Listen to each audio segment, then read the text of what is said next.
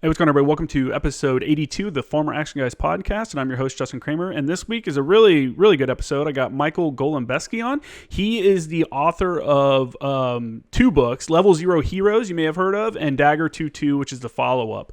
Really great conversation. If you don't know who he is, or if you've never heard of those books, that was actually Level Zero Heroes is the first book that was ever written about a MARSOC team. He talks about his deployment to Afghanistan and some of the stuff that happened through that in the book. I learned, through this interview that he was an 0811. So we talk about his time as an 0811 as well, which is an artillery cannoneer for those that aren't in the Marine Corps. It was a really great conversation, really good. The books are great. I remember reading it when it first came out, and it was one of those things as an 0861, as a JTAC at the time. Actually, it was one of those things that when it came out, I bought it immediately, and I just ran through it because for the JTACs that are outside of the SOCOM community, this was like our first glimpse into what it would be like to go over to MARSOC and be a JTAC there, because you don't really understand it until you're there. And this is the first story that came out. So extremely interesting conversation. Nothing but good things to say. It was great. I really appreciate Michael coming on, and I can't wait for our next interview. For my listeners, as like I said last week, if you're really enjoying the show, do me a favor and tell one person about it. Just tell one person, say, hey, check out this podcast, or maybe make a post on your social media like, hey, check out the Former Action Guys podcast. Really helps me out. If you want to leave a review on Apple Podcasts, do so. You can subscribe on Spotify, Apple Podcast, all over the place. So do that, and just pass the word. Like I said, make sure to hit me up, jkramergraphics.com website, and then my social media is at Former Action Guys and at jkramergraphics on Instagram. Check those out, and enjoy the show. I grew up north of Philadelphia. Oh, okay, So cool. The whole tri-state deal. Yeah, okay. Yeah, honestly, I've never really been up in that area. That's like one of the few areas of the country I've never been, is up in the Northeast. Farthest north I think I've gone northeast is to Little Creek for TCP school and stuff. I mean, it's got its thing. It's nice, man. I moved away from it a long time ago, but I really enjoy the history of it just because it's the older part of the U.S. For sure. Yeah, definitely. I went to some kind of colonial thing when I was up in Virginia for school. I was like, I'm going to go check this out. I'm totally into all the old American history, and I don't know. I think we push our own history aside a lot of the times, and like we focus too much on some of the other countries' like world history rather than focus on like the stuff that we've actually done here. And now our focus is on all the negative stuff that's ever happened. Yeah, and the thing is, growing up, like especially in the Northeast like that, growing up in that area, that was like, shit, man. That was a part of our basic education. Well, it was when I was going through in like the late 80s and early 90s. But being just outside of Philadelphia, our world history experience and classes were just awesome, because we had the fucking Liberty Bell like 20 minutes from our school. That's awesome. You get to go visit all these like historical places. Like it's just right there. That's awesome. Yeah. I can remember, so Christmas morning they would always reenact Washington's crossing at the spot where they crossed the Delaware just north of Trenton, which is like, oh really? Yeah, it's like 15 minutes from my house. They recreated every Christmas morning. Well, shit, I don't know if they do it anymore, but they used to. That'd be cool to see. I'd go out and check that out one time. Oh, it's cold as fuck, though, man. Oh, I bet. Man. Oh, I hate the cold. That's why I stayed here in Southern California. I'm in school, too, down at San Diego State. But I'm from Indiana originally, so I know the cold. It's, I guess you are, too. Or you get everyone else, but us here in San Diego probably are prepping for winter. We just got some snow last night. Oh my God, dude! Yeah, no way. And it's supposed to start again. We're supposed to get I think like 5 or 8 inches tonight. But yeah, we just got a dusting last night, and the temperature is probably like, it's got to be below freezing. It's got to be about 28 out. It's not even November yet. That's gross. Oh, I love it though. This is Colorado. This is one of the main reasons why I moved out here. Oh yeah. Colorado's super nice. I did a cross country road trip last summer, and I just wanted to go see all the shit I've ever read about, all the stuff I've read about in books. And I went up to like Donner's Pass, and I went up to Yellowstone, and then I went, I did the Sonoma coast, and did all that stuff. And I just saw all these things. And Colorado, man, I tell you, I took the state highway through Grand Canyon, or not Grand Canyon, excuse me, through what am I? I'm having a brain fart. What's the national park there? Rocky Mountain National Park. Rocky Mountain National Park. Yeah, I took the state highway through Rocky Mountain National Park. I got off the freeway, and I tell you, my entire drive, that was probably that and Yellowstone were probably my two favorite like scenic areas, to go through. It was a cool spot. Well, unfortunately, man, with the Rocky Mountain National Park, so that Grand Lake. So you have the Front Range, which is the east side of the mountains. So that's where like your Boulder is and your Estes Park. And as soon as you go over the Continental Divide, right there at Rocky Mountain National Park, there's Grand Lake. They've got a massive fire that's going right now. That sucks. That's basically wiped out half of the town. But luckily they're supposed to get some snow on it today. Yeah, which is really going to help them out. But it's a real shame because it's a beautiful area. And I got For friends sure. that have I got an A-frame up there, but they're hurting pretty bad up there. That sucks, man. Yeah, we've been, everyone knows California's been on fire for whatever. I'm glad now, I think this week we're supposed to have low 70s as our high temps and maybe a little bit of rain, so hopefully that helps out our firefighters out here. And, we had one firefighter actually get killed during that fire that was started at the gender reveal party. Yeah. So we lost one firefighter to that. Yeah, so... Anyway, we'll get beyond that. Let's talk about you, man. So welcome to the podcast. Thanks for coming on, man. It's funny. I was, like me, you're a Marine Corps veteran, JTAC. You did all that stuff. And it's funny because I went to TCP school after I went to Afghanistan in 2011. And it was basically like, hey, here's your first deployment as an 0861. I was a lap mover. Yeah. And nice. Hey, I was too. What was your previous? I was motor team mechanic. Fucking right on, dude. What'd you do? I was an 0811. Sick. Yeah, I was a cannoneer, and it's kind of funny. Why did you pick 0861? I picked 0861 because I was initially when I first came in, I came in open contract, and I wanted to be infantry, and I fucked up, and I became a motor team mechanic with maintenance battalion, which is like the opposite of the infantry, right? And when it came time for me to re-enlist, I considered the infantry, but I'm like, dude, I'm close to picking up sergeant. I don't want to go into the infantry as a fucking sergeant and not know anything. And so I started looking at some different combat arms jobs, and my buddy actually mentioned fire support, man. And I was like, oh shit. I actually looked at that when I first came in, but my recruiter said I couldn't get it. And I was like, well, I'll put it in. I'll put in for it. And I got the last boat space in 2009 for that. So I was really happy. Yeah. So when you were motor T, what unit were you with? I was with 2nd Maintenance Battalion, and then so you were the maintenance battalion. Okay. Yeah, and then I did a deployment to Iraq with 2nd Supply Battalion. Yeah. And then the only cool thing that happened to me while I was a mechanic at Maintenance Battalion was I came in. I was a little older when I came in. I was 23, I think, when I hit the fleet, and my platoon sergeant was younger than me, and my sergeants didn't really like the fact that I had life experience and stuff. And I'm like, what are you talking? They don't like a private or PFC that has an opinion. And so the EFSS project, I don't know if you ever heard of that, the 120 millimeter mortar and the little Jeep looking thing. I was a part of the. What the fuck do you want to call it? So I was with 10th Marines at the time, and I was still a cannoneer. I was a section chief, and I was actually part of the team that went from 10th Marines over to France to do some cross training with. With the French on their 120s, because basically the 120 system that we got was identical to what they were using, and the French are just, they suck at a lot of stuff, but they're really good at artillery. Yeah. They basically invented the fucking cannonball. I think that's something a lot of people don't realize, is that that's a French designed mortar, and that the real difference between that and what the Army uses is that it's not a smooth bore. Yep. Yeah, it's rifled. Yeah, that's cool, man. I didn't realize. So you were on probably the first testing then, and I did mine in 2007. The Marine Corps was still looking at kind of the doctrine piece of it. Let's just send some cannoneers over there and see how they do it. And a lot of it had to do with the battery setup and kind of displacement and kind of how they used them. But it was a killer time, dude. That was a good little trip, man.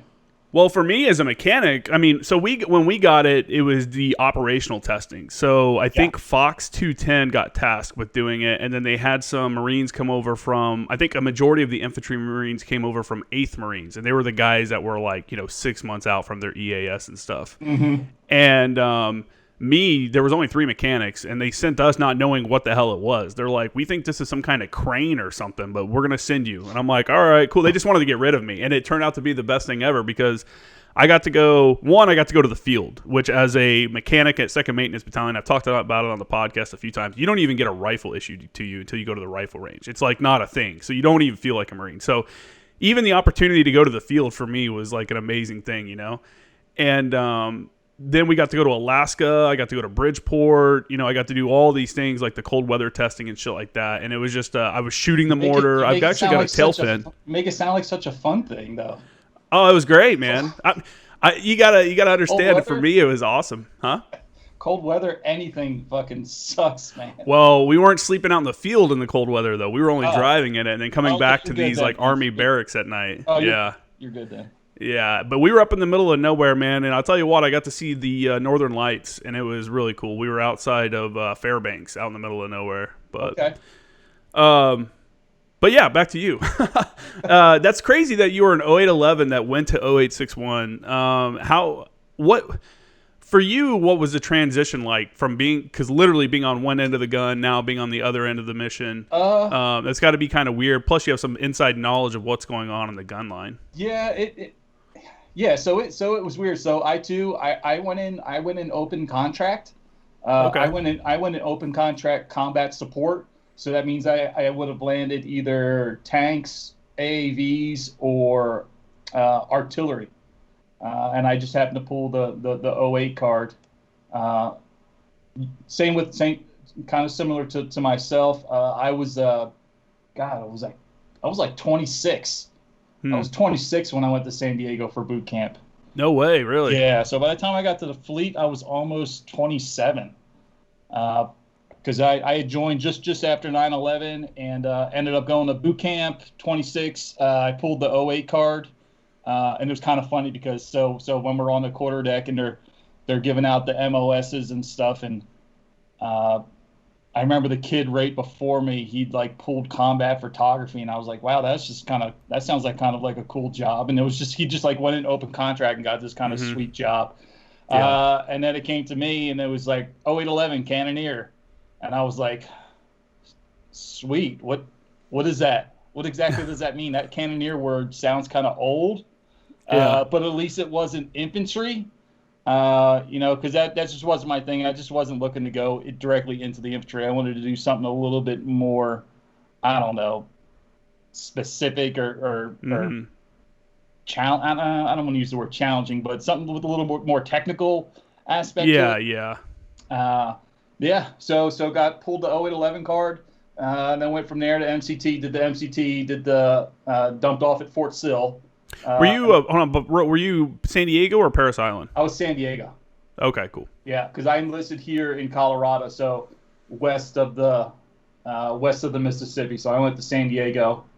And then got to the fleet. Got to checked into 3rd Battalion, 10th Marines. So 310. Ended up getting pushed down to Kilo Battery, so Kilo 310, and ended up doing my first 4 years. With them as an 0811 now. So this is when we still had the old M9 or 8 howitzers, not the. I was getting ready to ask if you had the 19 or 8 still. No. I actually bailed. I bounced right as they were bringing in the 777s. Okay. So I was kind of set up like, hey, I'm lap moving, so I don't even fucking want to know anything about the 777. Besides the fact is it looks a lot easier than the 19 or 8. Yeah. Just for the mere fact that you don't have to like manhandle the entire gun, and it's got GPS assisted gunning and stuff like that. It's definitely more digital for sure. Yeah. Oh, absolutely. So I spent my time there with 310. This is actually kind of funny because I checked into Kilo Battery 310 as a fucking as an E2, as a private first class. I checked into that battery, And I stayed with that unit for, God, 6 years. And then when I finally left the unit, I actually stayed with the same battery, not the same battalion, the same battery when I lat moved. Really? So I basically went from being a howitzer section chief to disappearing for a couple months and then coming back and being the liaison fires chief. Yeah. So what made you decide to do the lat move initially? Okay, so I joined the Marine Corps because I wanted to serve over in Afghanistan, and I didn't get a chance to do it my first deployment. I did my first one was a UDP to Okinawa, so you did the whole Okinawa, mainland Japan, Camp Fuji, blah, blah, blah, Cobra Gold, all the Middle Eastern, or all the Southeast Asia shit. And then we ended up doing an Iraq deployment, I think, in 2004-ish, where we were with RCT2, and when we finally deployed, it didn't have anything to do with our jobs. We deployed as a provisional rifle company. Yep, that was pretty common then. They converted all the artillery, all the combat arms type of units over to provisional rifle companies to go fucking do their time in Iraq doing that shit. But I came back and I was still a section chief, and I loved it. Let me walk that back a little bit. I enjoyed shooting the gun. There's a lot of bullshit. I mean, this is Marine Corps wide. There's a lot of bullshit that goes with it, but actually firing the gun was quite enjoyable, and working and having a gun crew. But when it came time to re-enlist, it was, I had already been a sergeant for like a year, and we were getting ready to re-enlist, and it was like, do I want to stay? Because when I went to the Marine Corps, I never meant for it to. I never just was going in to stay in for 20 years. Like, I was not going to make a career of it. I just wanted to get in, do something, post 9/11, and then get back out and come back to being a civilian. But after the first enlistment, I decided, I'm going to stay around for another one. But I'm definitely not doing this fucking thing they call 0811 anymore. Yeah. Because it basically, after sergeant, it bottlenecks. Yep. Especially when you get to staff sergeant, and then it really bottlenecks when it gets to like battery gunny stuff like that. So there's no real progression for it. I had already become a section chief in my first enlistment, and that's basically like the height of the career for a fucking gun bunny. Yeah. So I always noticed that, being in a firing battery, because we would always go to the field. There's just something about artillery and always being in the fucking field. People don't realize, unless they've been with artillery, how much you're in the field. Just as much as the infantry. I love it when infantry guys talk about you're never in the field. It's absolutely ridiculous how much time we spend in the field. Like, we were on a cycle of every other week we would go to the field for Monday through Thursday. That was just what we did. And it sucked for you guys because you were out RSOPing the whole time, which for those that don't know what that is, that means they're just dry firing and moving into positions and moving and then setting up and then tearing down and moving to another position. It's no actual like cool stuff. It's all the bullshit. Or just doing like hip shoots and basically just repositioning the gun battery every 2 hours. It's super awesome. Especially in North Carolina in the summertime. It's just super awesome to do. Yeah. So let's talk. I'd like to get a little, because I think you're the first 0811 I've had on the show. I actually had a female 0811 start to do an interview, and then something happened. It got all messed up, so we didn't get to finish it. And so you're the first 0811 I've had on the show. Let's back up a little bit. Can you talk about any kind of interesting experiences you had in MOS school, or any kind of tips because I have guys that are listening to this that are like poolies and stuff. Yeah. Any tips you might have for guys that are up and coming, like they're hoping to become an 0811? So 0811 is a pretty unique career field within the artillery, within the 08 career field, because of the actual gun operators. So there was you had an actual female 0811? Yeah. Really? She was the second female 0811 that enlisted. I need to reach back out to her. I think she's out now. She was still in, which kind of made the conversation a little weird. And I was like, you know what? Let's wait until you're actually out, so we can have a good conversation. I remember. So I remember leaving 310, and this was in 2008, and we had gotten 10th Marines had gotten their first female. She was like a FDC or a fires. She was a fires role. I'm pretty sure she was FDC, but she was at the battalion level. But we still had no females at the battery level. So that's pretty interesting, just because I know a lot that goes into it, and it's super demanding, like on the body, especially when you're talking about moving truckloads of artillery rounds. A lot of it, and maybe not so much with the 777, but with the older gun, with the 908, it was very brute force kind of position, where it was extremely taxing on the body, even for the guys. I think it still is, and I think so. The females actually have to pass the same physical test for the job in MOS school. So, yeah. There's like a over the head lift of like a certain amount, like 50 pounds or 100 pounds or something like that. I think they have to be able to take a round, which is 100 pounds for those that don't know, take a round and actually simulate putting it up in the bed of a 7-ton truck. Yeah. So they have to do that multiple times just to make sure. So that's one of the physical tests that they have. That makes perfect sense, because I mean, if you want to create dysfunction or piss somebody off on a gun line, don't pull your weight with moving artillery rounds. Oh my God! You want to cause some issues? That'll cause some issues. Especially as a boot. Yeah. If you're not, I mean, that's literally your job. Your job is to hump artillery rounds from one gun to the other one, or put them up on. Put them up on the ammo truck and put them down inside the ammo pit. But honestly, when I went into to field artillery as an 0811, like, I had zero experience or knowledge of what it was. But going into it, it's a very within the OA community, they'll kind of make fun of it because it's considered the lowest denominator, or the least intelligence based type of position, but it requires a lot. First you have to be what you'll find, which is extremely common, especially with 0811s, they're not big guys. They're actually pretty they're pretty scrawny. The big thing for being a cannoneer is endurance, is the ability to just keep going and going, even when you're completely drained. Because when the call for fire comes, it has to keep coming. So you'll see a lot of the guys. So we ran all the time. The biggest thing for us was endurance. It wasn't so much bulk, because everybody can lift something. So it wasn't so much getting guys big. It was getting them to endure for long, long periods of time, hours and hours, days, to be able to, because basically you're the human meat part of a gun mechanism. Yeah. You have to be able to endure and continuously be able to provide the ammunition on everything the gun needs. So that was the big thing, was just being able to endure a lot.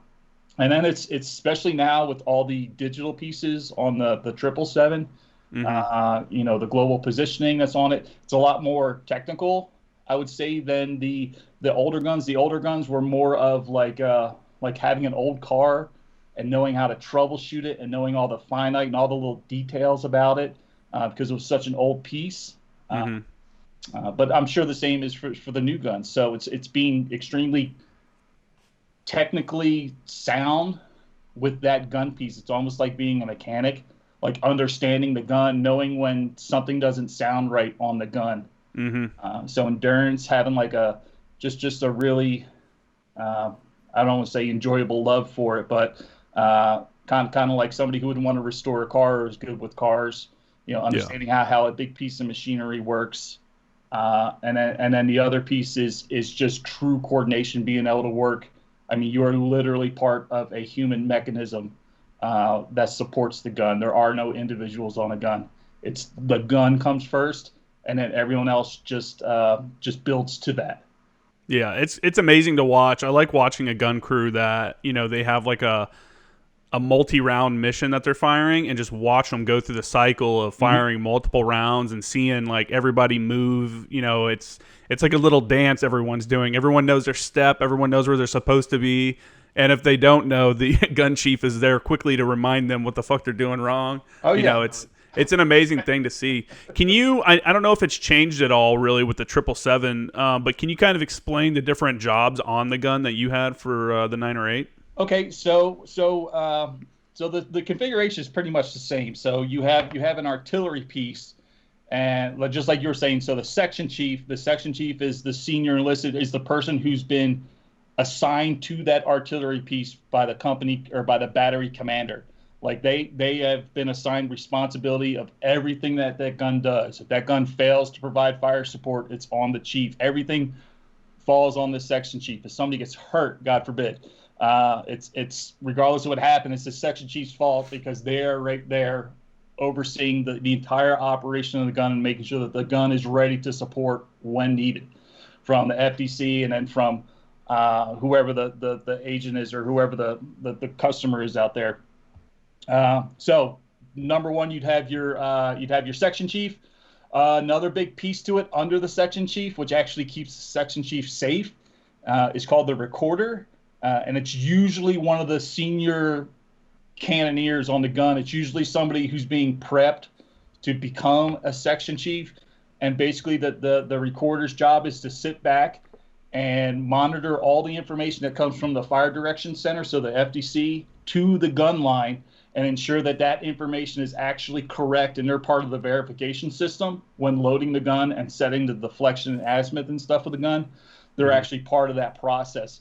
And the section chief leans on that recorder a lot as kind of like a sanity check, because the section chief's monitoring a lot of stuff and things are happening, but the section chief always goes back to the recorder and is bouncing the data for the gun off of that individual.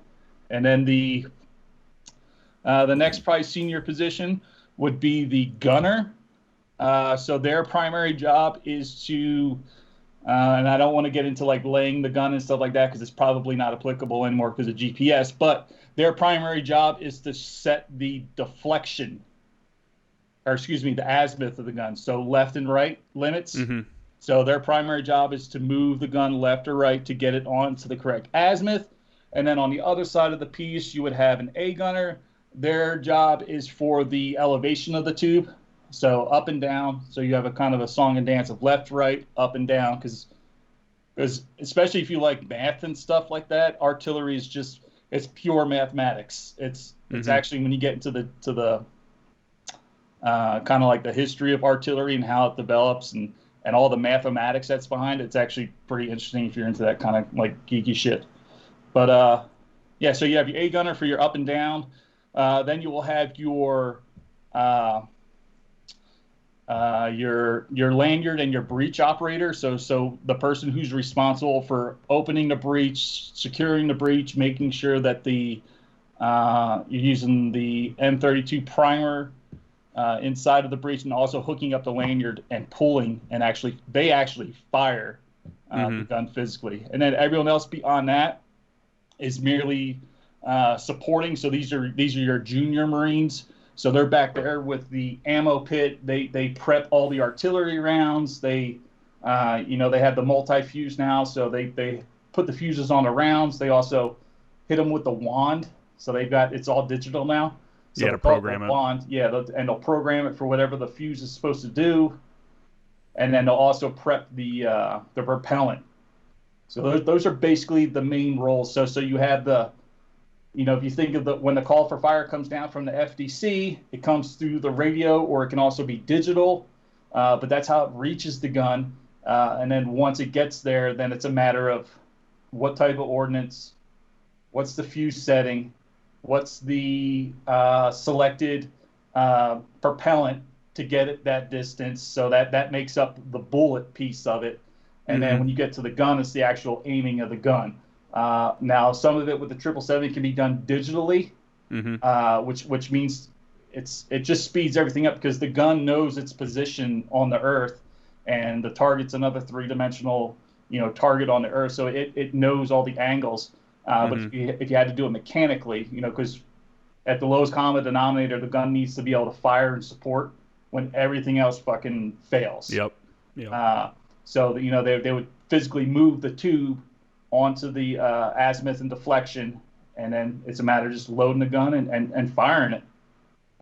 But it can be it's lots of boredom interrupted by, short stints of just extreme stressing work.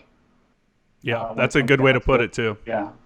Yeah, that's probably it's funny, man. I've been on the gun line. I went out to 29 Palms with 10th Marines. We were there. They were doing EMV, but of course, we got to bring the observers because there's white space training to do. Mm-hmm. So we were out there, and when we didn't have anything to do, they attached us to the battery, and we would just cruise around with the battery just to get a little battery appreciation. Get my guys up on the gun lines to go shoot some rounds and stuff, and let them. And this is kind of for you would be a great thing as a lap mover.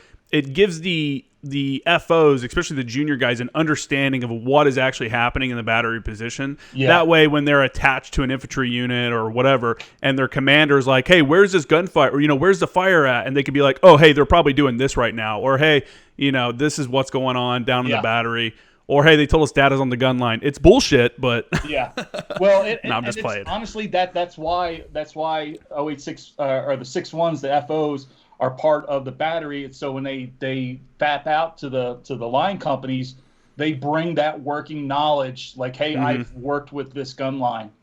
And they can bring that to whoever the weapons commander is or battalion commander for the infantry and say, hey, I've worked with these guys. They're really good at turnarounds. Or you're calling in an Illum mission, and it takes them a little while to get their tubes up high and stuff like that. So it helps bring that familiarity and kind of rapport from the gun line or from the battery over to the infantry.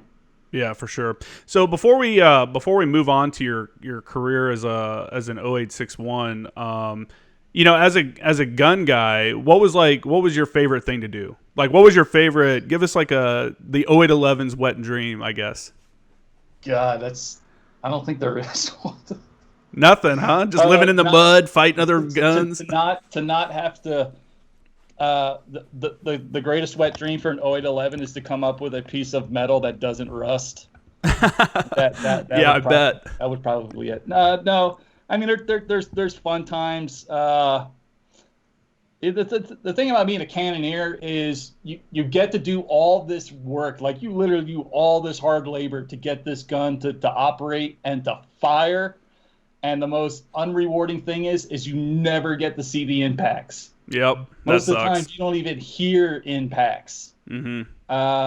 So for cannoneers, usually the funnest thing to do is when we go out to like 29 Palms and stuff like that and go do caxes, we get to do direct fire hits or direct fire shoots. Yep. You want to explain what that is for people that don't know? Okay, so direct firing is basically taking the artillery piece from being an indirect fire weapon and literally zeroing the tube out and shooting it like a big-ass gun. Yeah. So how do you aim that big-ass gun? You point it at something and you literally shoot.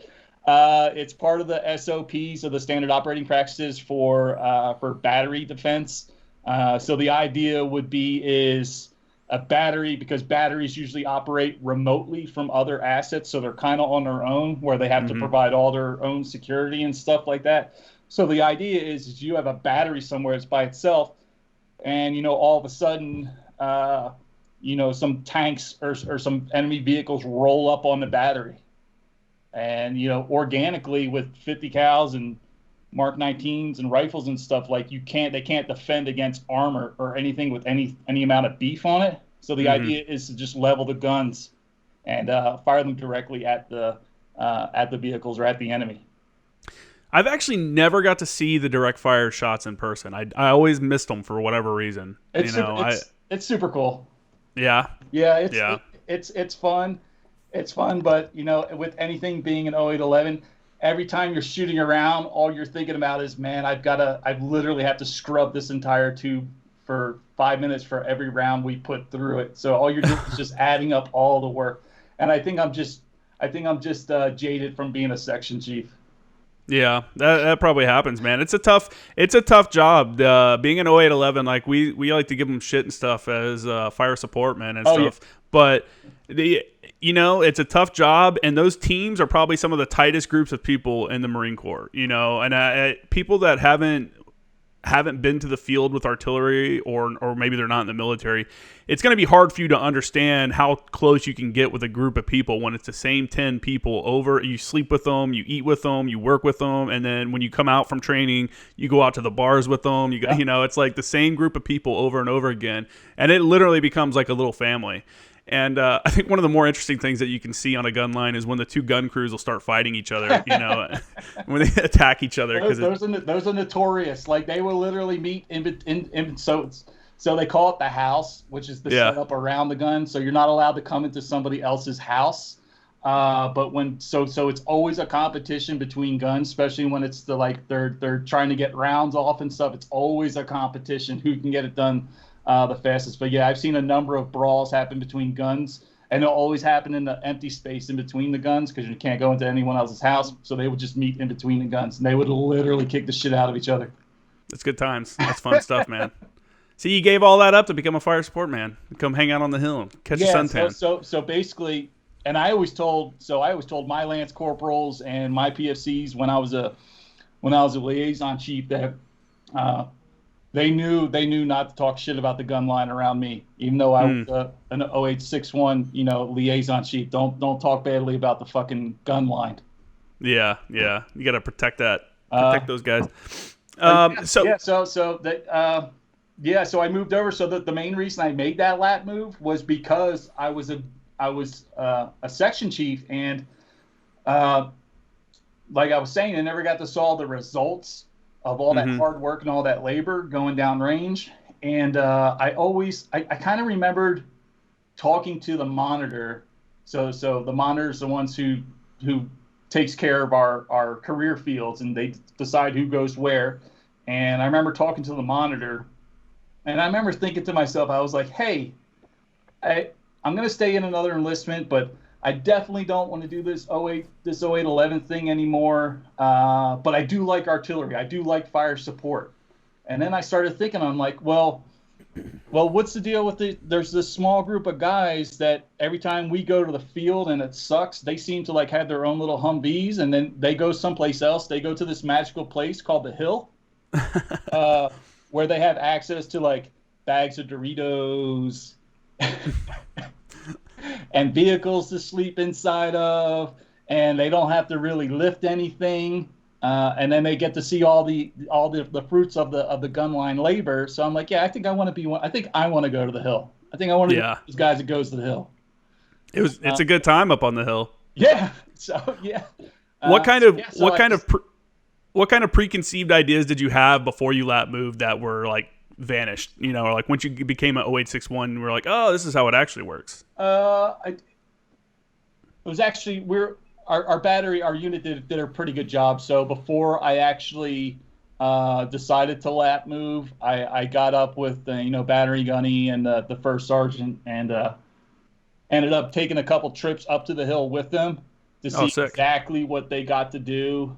And as soon as I went up there and started seeing the first like adjustments of rounds and stuff like that, and talking on the radios, I'm like, cool, this is me. This is all me. Yeah.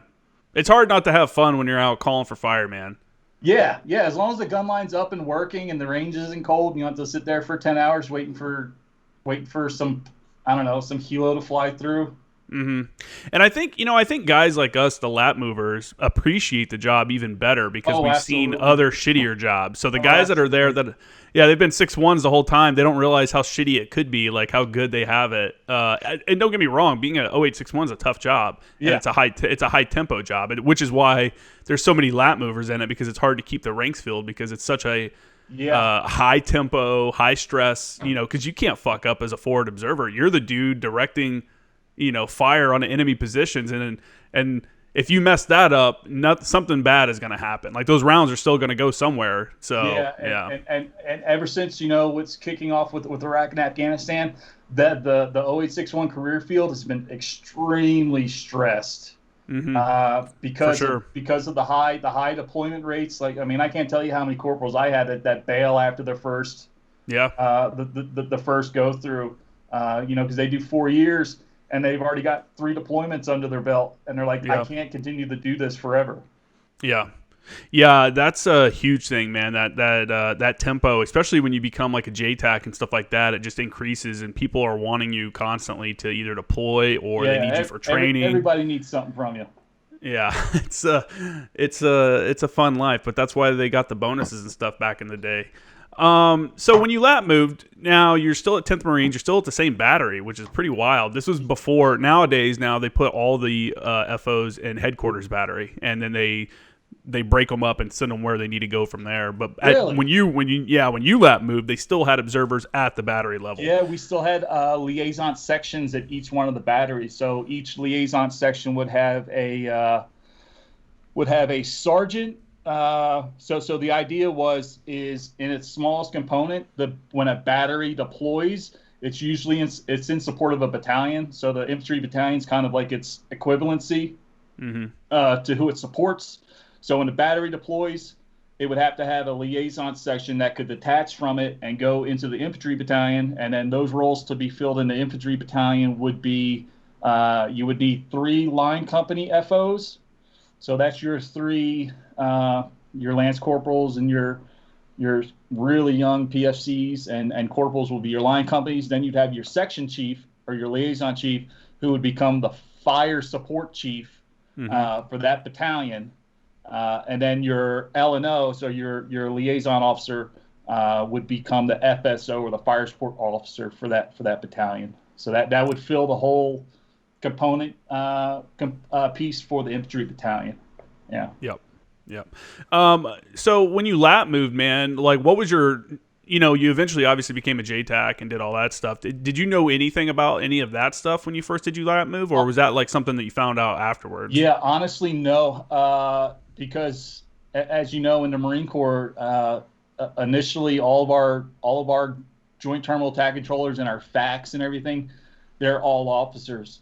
It isn't like in the Air Force where they're TAC-P units and stuff where they're enlisted or actual JTACs. So like enlisted JTACs in the Marine Corps was not a thing. You were in the original, like, that. Let me think. What year did you go to TCP school? I went in January of 2009. What rank were you? I was a staff sergeant. Yeah. Okay. So that was a time. Even then, they weren't letting sergeants go through TCP school yet at that time. I don't think they let the first ones go until the end of 2010. Maybe the beginning of 2011 was the first class. And actually, this will blow your mind. Right before I got out, I was a JTAC evaluator with the 11th MU. And we were getting ready for deployment, and the BLTs had, they needed, the 3 JTACs, 1 for each company. Yeah. And there's just not enough. There's just not enough 0861s out there to do it. And they sent 3 corporals to TCP school. And 3 corporals, and then they deployed with us. I designated 2 of them. 2 of them got their, did all their stuff. They were good to go. And 1 of them just couldn't get it. And my mind was blown. I'm like, I can't believe we're sending corporals to the school now. Like, these are guys that are on their first deployment. And where did they send them? Did they send them to EWTG PAC? EWTG LANT. Oh, no. Yeah. EWTG PAC, excuse me. Okay. Excuse me.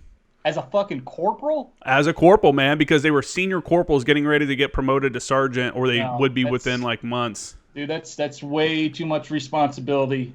Yeah, I mean, so like, and I brought that up because I know you can understand. For me, like when I lab moved, they told me, as a sergeant, they're like, "Hey, bro, you can't go screen for TCP school to become a JTAC until you've done 1 deployment as an 0861, like until you've gone to Afghanistan as an 0861 and done that role."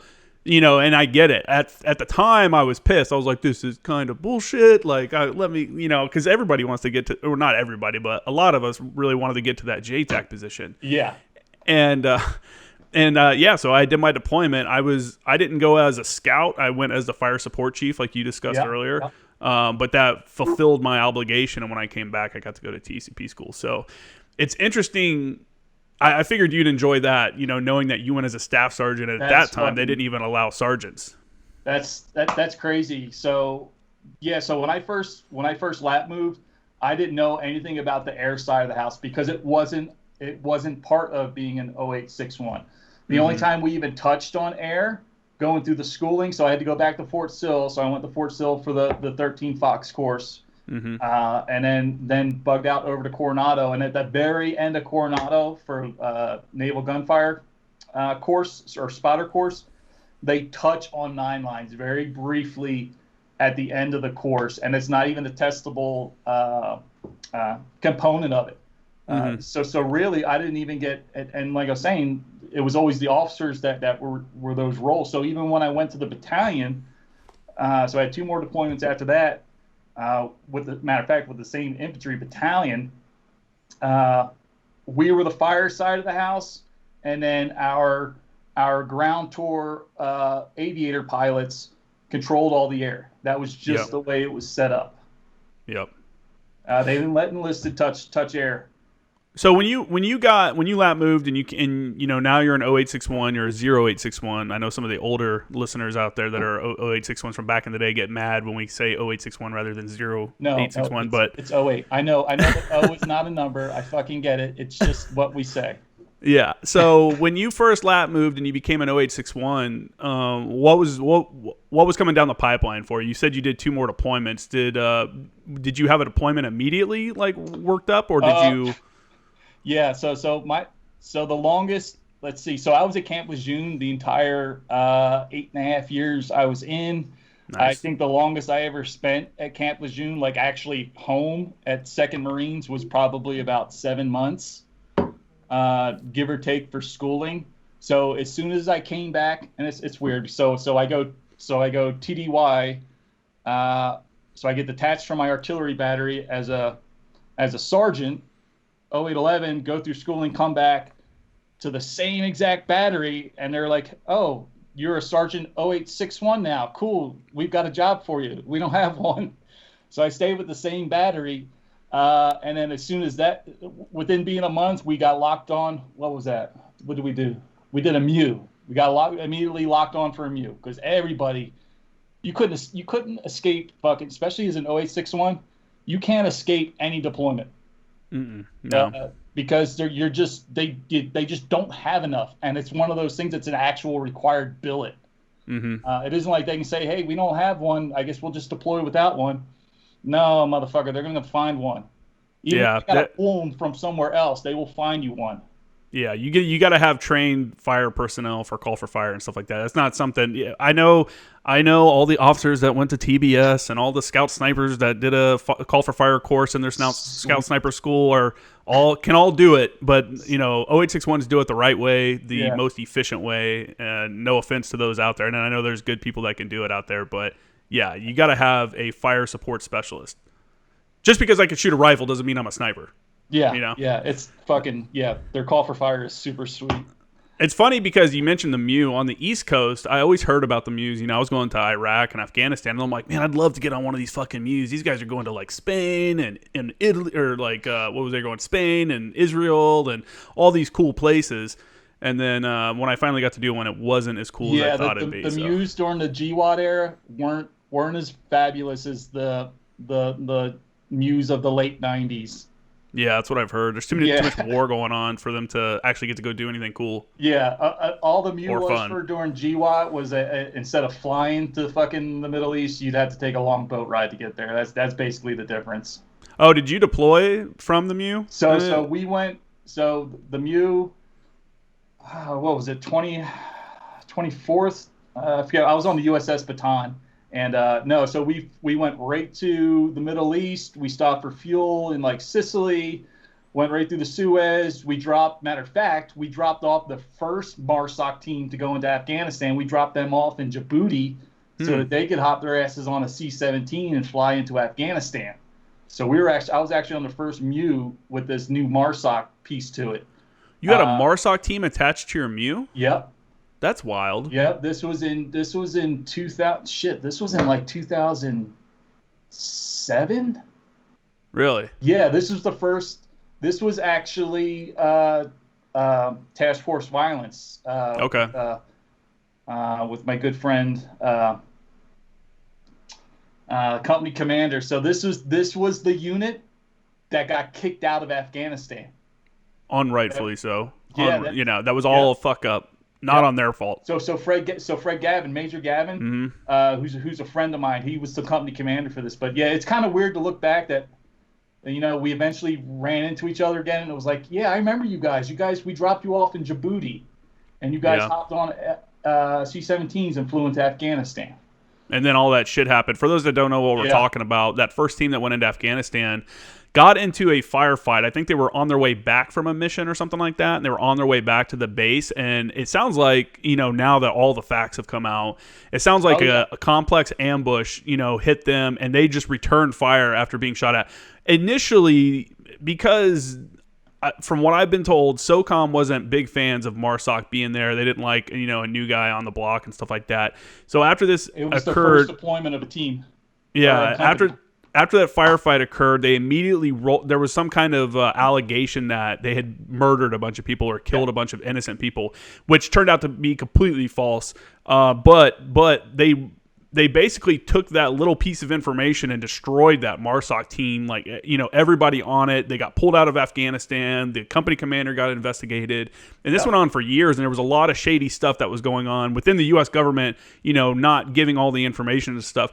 Turns out that these guys were like surgical shooters, and every person they smoked was a bad guy. And it was all like precision shots that they took. Like, they were all... Like, people were actually talking about how good of shooters they were, after all the facts came out, like, in that situation and stuff. So, super unfortunate event for them. And finally, almost, I think, 10 years later, the Marine Corps finally came out and said that they were wrongly accused and all this other stuff. So, that was a really shitty thing for them. That's interesting that you were there and you met them before all that, and then you kind of you saw all that play out in the media and stuff. What was it like, seeing all that? It was kind of weird because we didn't know exactly what happened. All we knew was we dropped these dudes off, and like a month or two later, it was all over the news, and it like ran through the Marine Corps that that first MARSOC company team that went in there, they literally got fucking kicked out of Afghanistan. Like, you don't just that's a huge deal. People, you don't put them on a plane and fucking tell them to leave country. Matter of fact, I just spoke to Major Gavin a few weeks ago, and if you ever want to get linked up with the man, it'd be a great story. It'd be a great story. Yeah, I'd love to have him on. That'd be awesome. Yeah, super cool guy, total level-headed Mustang. So he's a former enlisted guy. Went over to MARSOC as an officer. But I remember hearing that because, matter of fact, we went from Djibouti, we wrapped around the Horn of Africa, and we did some stuff in Kenya. We ended up sitting off the coast of fucking Somalia for like 45 days.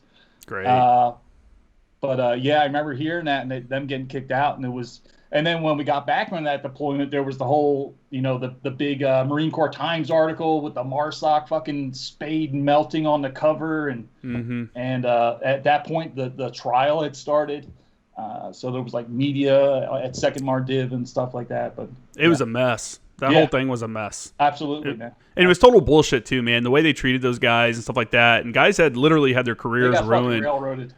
Yeah, they had their careers ruined and they had their reputations ruined because now people are looking at them, even if they were seen as innocent, people are looking at them as like, some kind of killers that are walking around. And it's just, it's a bullshit thing that happened, and it's one of those things, I guess, it's unfortunate. Luckily, I'm glad they finally came out and, said like, hey, we fucked up, the military fucked up, not these guys. So, well, anyways, I'll be happy when MARSOC releases an official statement and officially recognizes those guys. They should in all honesty, what they need to do is they need to officially apologize from MARSOC command to all of those operators, and they need to be pinned with CSOs across. Oh yeah, across that's right. They did take away their designations, right, as CSOs. Yeah. Apologize to them.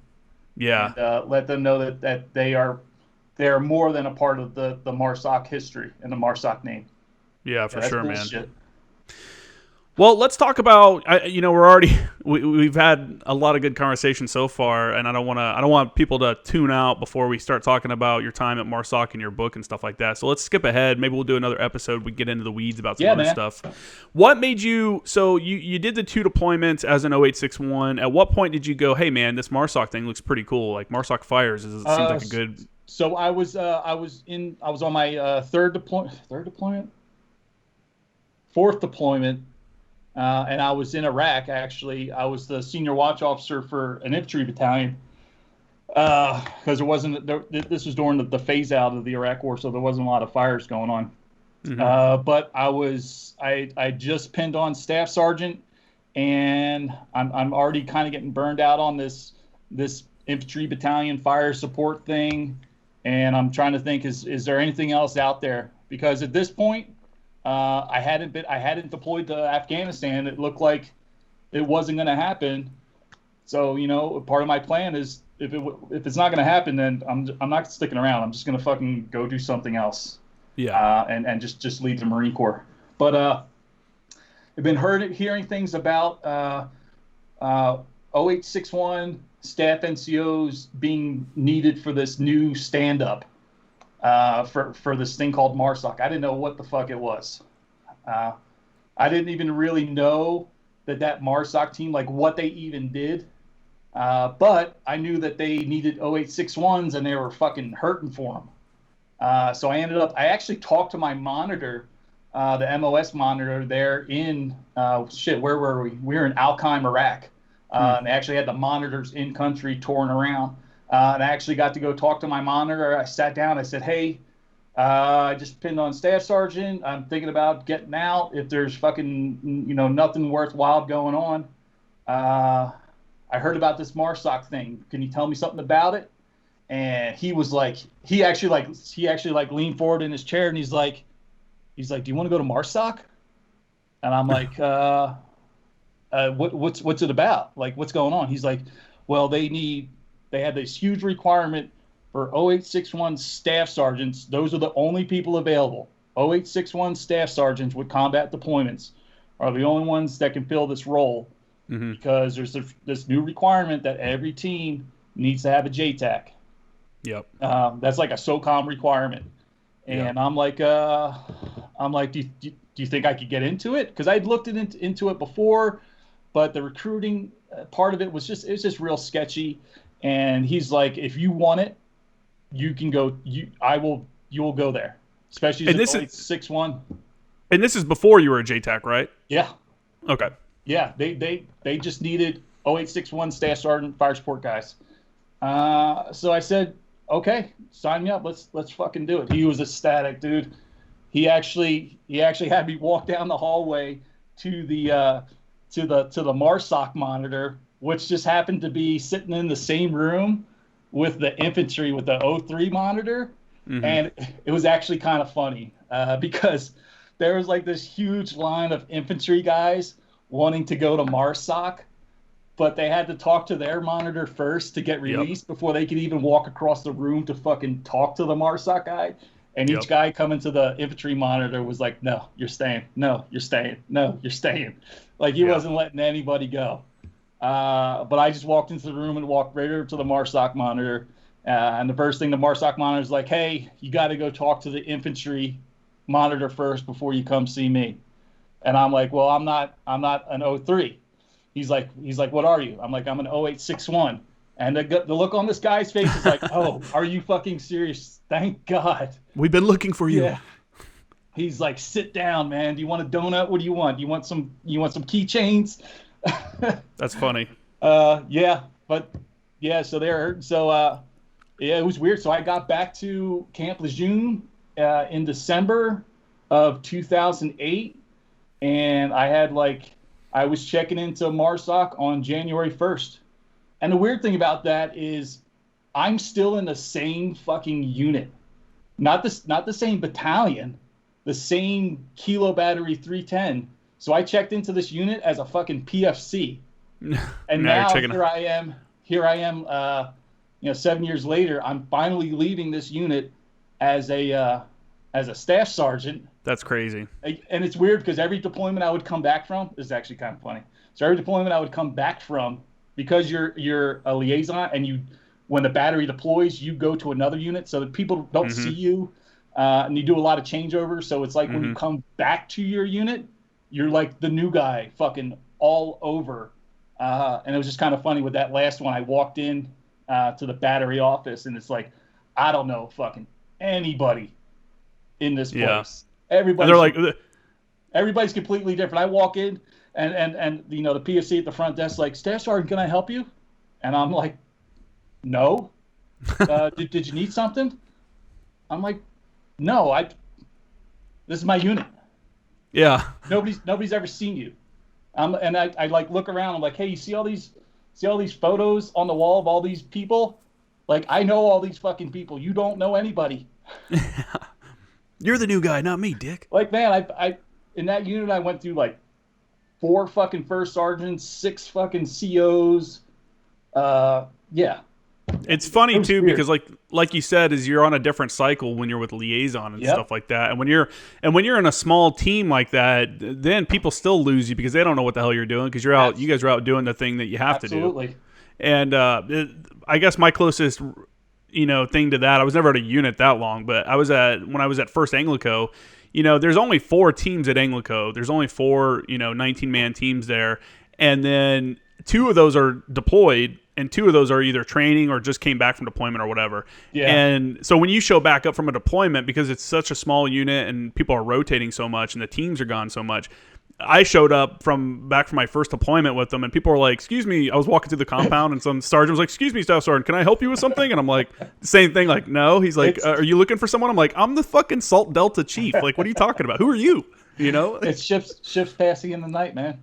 Yeah, exactly. It's weird, dude. Exactly. It's a weird feeling to walk into your unit and be, okay, I guess nobody knows me here.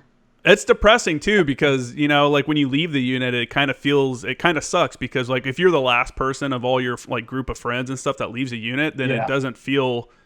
It's just not the same with all your homies there telling you goodbye and stuff like that. Like you got to do when they left. It's different. Because units happen in cycles because they get drops of new Marines. And those are considered like the eras of units. Yeah, so I was like one of the last ones. There was still a couple senior sergeants and stuff that were part of my drop that I came with the unit with. But yeah. So when you left, so now if you're a JTAC and you want to go over to MARSOC, or if you're a 0861 and you want to go over to MARSOC, there's a whole formal like training program. There's a pipeline and stuff like that for the support personnel. The SOCs and stuff like that is what they're called. What was it like for you though? Because you were there at the beginning. What you said? What was this? 08, 09? Yeah. You checked in 09. This is the beginning. This is January 1st, 09 is when I checked into 2nd MSOB. And these guys have only been around for not very long, so things probably haven't been formalized 2 years. MARSOC initially stood up in I think 2007. Officially, with that first unit being the first deployment. It was pretty surreal because everything was all these processes and pipelines and identifiers, like none of this shit had been built yet. Like literally 2nd MSOB was where 2nd Force used to be. And it basically when they stood up MARSOC, that whole initial stand up of personnel was all Force guys, was all 2nd Force. They literally took they took the colored and standards in front of 2nd Force and rolled them up one day and then unrolled fucking 2nd MSOB and said, Hominis Dominus, you guys are MARSOC. Literally like that. So when I got there, it was still very heavy Force reconnaissance. I mean, there was no such thing as a CSO. Yeah. There was just team guys. Yeah. And then when what was the go ahead. Yeah. I was gonna say, what was the training for you then?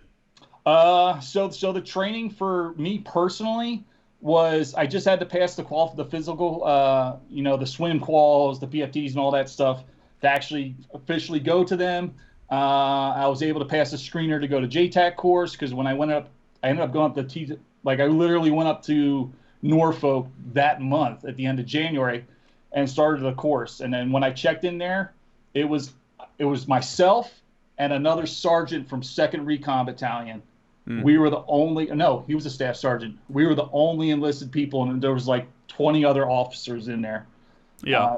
So it was kind of weird being like the only enlisted up there for this new thing, and everybody's, so you had to have your A game on, man. You can't go up there and fucking blow it. Yeah, especially as a trained observer, they have an expectation that your yeah. 0861s are going to be a little above average, target location. I'm sitting next to a captain here who's a fucking 53 pilot, dude. I think I can do fires. I think I can just blow up stuff, man. But when I first got there, it was, 2nd MSOT was like a ghost town because units were deployed, and if they weren't deployed, they were already, knee deep in their deployment training. So there was literally nobody there. I'm like walking around an empty fucking building. I go check into my company, and during this time is when all the teams and all the guys were at individual training courses. So everybody was to the winds. So that was a great time for me to go to JTAC course. And then once I came back from that, we rolled right into our, we called it a DFT, our deployment familiarization training. So this is where we started doing all of our collective team training stuff. So, doing our explosives, doing our surveillance, sensitive site exploitation type of stuff, and then HUMIT stuff, and just learning to operate as a team, going through the shoot package, going out to Reno and fucking living out in Dixie Valley for a couple of weeks. This is where we got to train and kind of hone in and become friends as a team. Because up to that point, everybody's to the winds, or they either got plucked from another team or another company. This is when we finally, we get to solidify. Come together, yeah. Because the next step is deployment. Yeah. Okay. Now, when you got there, it's interesting for people that don't know, JTACs, when you're a JTAC and you go out to an infantry battalion, that's your job. That's the only thing they're asking you to do. Hey, be a good fucking JTAC, find the target, destroy the target, don't kill anybody that was supposed to get killed. That's kind of it. I imagine, because I did a deployment with an advisor team to Afghanistan, and I was the team JTAC there. But because, on a small team like that, you can't be a one trick pony. You have to pick up multiple. What kind of other jobs were you doing? Come in and say, hey guys, this is real cool and everything, but I only do this one thing. Yeah. So yeah. So what other roles and responsibilities were you picking up among the team? Were you breaching? Were you doing, were you clearing houses and stuff like that? Was that a responsibility that you were expected to know? So within a team, you've got 3 elements within a team, and your team's roughly 16 guys deep. And this also includes your EOD, your SIG guys, your fucking fusion intel guys, and this is everybody together. Hell, even our motor T guy fucking was getting it as just with your attachments, you're 16 or you're 16 plus attachments? No, our team was roughly 16 with everybody. Okay. Everybody together, and it really so with that you've got 3 elements. You've got your headquarters element, which I was a part of. So it's me, the team leader, usually the team chief, sometimes the team chiefs with the other 2 elements. But then you have your support. So you have like your SATCOM data guy, your HUMIT guy. King was ours. Motor T support, and then our EOD and stuff like that. And then your elements, your 2 elements, your Alpha Bravo elements, those are your maneuver elements. Those are the ones that have, breacher, this how they roll deep. So breacher, sniper, rifleman, and so on. So those are like your maneuver elements. But usually when we were on the field, like when we were, in country operating, those were the 2 forward elements that would maneuver. And as headquarters, we would move behind them, kind of follow in their footsteps and help support as they needed. Almost like a reserve element ready to push up. Yeah, if they get bogged down, we could, maneuver to free up or lessen pressure, or they had an issue, somebody's got to run up, or there's a casualty. We were kind of that behind element that could assist with the 2 elements, because it's really not a lot of fucking guys. You think about it. No, it's super. Yeah, it's not at all. So what in addition did you find yourself doing? Like, what was a more common, like, secondary, billet you might have been pulling or job? So when I was in the States, it was really just focusing on, making sure that we had our currencies. So we did a lot of company level JTAC training and stuff, which kept us pretty busy. I also had a JFO. Okay. So I had an 0861, another 0861. Really? Who was a corporal at the time. So I had an 0861 corporal who was initially a part of the recon community, because the recons had their 0861s and stuff. So they ended up making those junior 0861s JFOs, Joint Fire Observers, and the intention is every JTAC would have a JFO that would go on deployment with them so that they could learn, kind of gain experience, and then go to JTAC course as a sergeant. So we were they were already thinking about, like, how are we going to grow our capabilities and our personnel within the teams, which was actually kind of a good thing. But in country, not only being the JTAC, you're like where we were, everything we got came from CDS drops, came from resupplies, aerial resupplies. So I ran all of the resupply missions. Also super intricate because we do control air.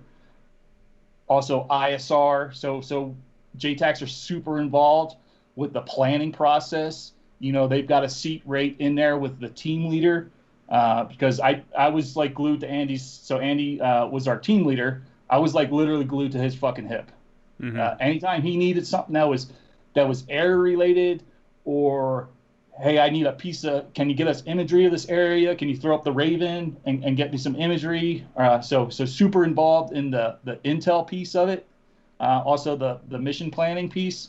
But then just the day-to-day fucking making sure that the schedule's going for fuel drops and fucking all this other stuff. But as soon as we step outside the wire, I was inseparable from the team leader. I just because the JTAC, I was just a facilitator for whatever the team leader needed. I think an interesting point there is that the for the JTACs that have deployed with a BLT, like on a MU, or maybe did an Afghan deployment before that ended, the big difference here is you don't have an air officer or an air shop to lean on. It's on you. Like, you have to know how to submit the request for air. You have to know how to submit the the aerial resupply request. You have to know how to mark the LZ and the drop zones for that stuff. You got to know how to work your SATCOM. You got to fucking know everything. Yeah, you don't have good at your job. You don't have a shop. Although I did have a really great air officer who was with the SOTF. So the Special Operations Task Force, and actually when we were in country, about halfway through, at the beginning it was SOTF 7-2, which was Army Special Forces, but then halfway through they brought in SOTF 8-1, which was the very first Marine Special Operations Task Force Command, which just happened to be my air officer. So just super, super handy. Especially when we would get ticks and stuff, I could always rely on him, just getting on SATCOM and give him the rundown, and then he would do the legwork behind, like hopping on Merc, getting up with the KOC, trying to court. He would definitely help out on the back end, but when you're out there and you can't just take your piece of broken gear to somebody and say, hey, this doesn't work, or hey, program my radio. You have to make it work. Yeah, for sure. Yeah, and I just wanted to point that out because I think that's something a lot of guys don't realize until they get on like an advisor team or a team like what you're talking about. Yeah. Like, you're the guy, man. Like, everyone's looking at you, and the expectation is you're going to know what you're doing, and it's for me going on an advisor team. I was a new JTAC, and they're like, hey man, you're going to Sangin. And I'm like, fuck dude, Sangin's not a good spot. Like, I've heard of that. And I'm like, I'm going there to be an Afghan army advisor, and there was so much pressure on myself. I put a lot of pressure on myself because I didn't want to fuck up, and my guys would always give me, man, with JTAC, especially guys, because being a JTAC is. And that's why I'm surprised they would even let corporals go to it. Because being a JTAC, especially when you're on a team or some type of really unique or smaller type of elements, the amount of responsibility and stress that is put on to that role, because it has to be perfect. Yeah. It has to be perfect all the fucking time. Yeah, when you mess up, bad things happen. Yeah, especially when you're talking like gun runs and GBU and 31s and shit. I mean, there is like fucking up is literally not an option. It can't happen. Yeah. But yeah, it's super stressful, man. For sure, man. For sure. I've been on the hill before. I mean, I remember one of the last times I got out on the OP, I was just going up to see how my guys were doing. I wasn't actually working or anything. And I remember driving up and then climb out OP Alpha at Camp Pendleton and going up there, and there was a gun run going on. I was watching some JFOs do like a gun run with some Cobras. I think they were doing a 5-line or something maybe. Mm-hmm.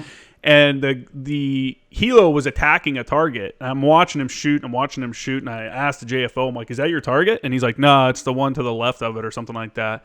And I'm like, well, tell the fucking helicopter, man. I was like, here, guys. I was like, listen up, dudes. I was like, everyone on the hill. I was like, you guys are looking at this the wrong way, man. You're looking at this like I'm sitting on OP Alpha looking out in the training area. And, oh, well, he didn't hit the right target, but, we're getting rounds out downrange. Yeah. I was like, the reality of that is you just hit someone else's house. You just possibly killed someone that wasn't supposed to be killed, and the guys that were supposed to be are now going to get away because you hit the wrong target. Yeah. I was like, quit fucking training like it's bullshit and train like it's real life, man. As soon as the first rounds hit that wrong target, you should have called abort and had them work to the correct target. And I think guys lose that, and I think you kind of lose that perspective when you start losing the combat experienced guys. Well, that's the thing. They lose that when they start losing guys like you. And they lose guys like me. Yeah, for sure, man. Because it is an extremely stressful role. And, I bailed the Marine Corps right after it because at that point I was, 5 deployments, and they wanted to send me to go be a JTAC instructor up in Norfolk. And I was like, if I'm not doing the job, like if I'm not gunning with the team and doing it, then I really don't want to do it. Yeah. I get that. That's when that's how I parted ways. Okay.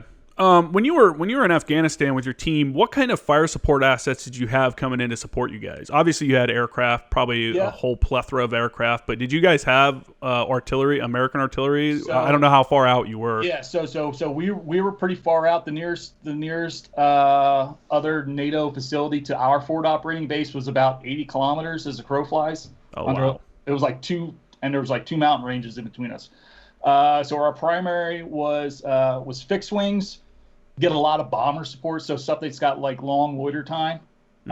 You get your MQ-1 and your Reapers. So my first drop in country was like in the first week, and it was on an old school Predator MQ-1. Oh, cool! It was fucking awesome. But we would get, if weather was good, we would get rotors up there because we had a FARP about halfway through where they could fuel and stuff. So we would get Apaches. We'd also get Italian Mangustas, which are pretty cool. They're pretty good pilots. We got a lot. I don't think I've ever worked with that. Yeah, Mangustas. Yeah. Yeah, it's like the Italian Apache. Oh, okay. Also we got a lot of NATO aircraft up there. So French, Italian, stuff like that. I remember working one night with like a Spanish Reaper, and the pilot or the sensor operator couldn't speak a fucking lick of English. It was actually quite comical. It's funny because that's a requirement too. English is supposed to be the NATO language. Like they're all supposed to know it, but it's a very knowing English is a very loose term. So I tell my students, I'm like, hey, the universal language. If you're going to control air or if you're going to be a pilot in a NATO operation, you need to be able to speak English. Now speaking English, that's a big fucking sliding scale from like not English to kind of good English. And there's a lot of variances of it. So, what I teach them is, sometimes you have to, so whoever you're operating with, you have to dumb down your speech to something that they can digest. So numbers don't change. You have to speak clear, speak real short.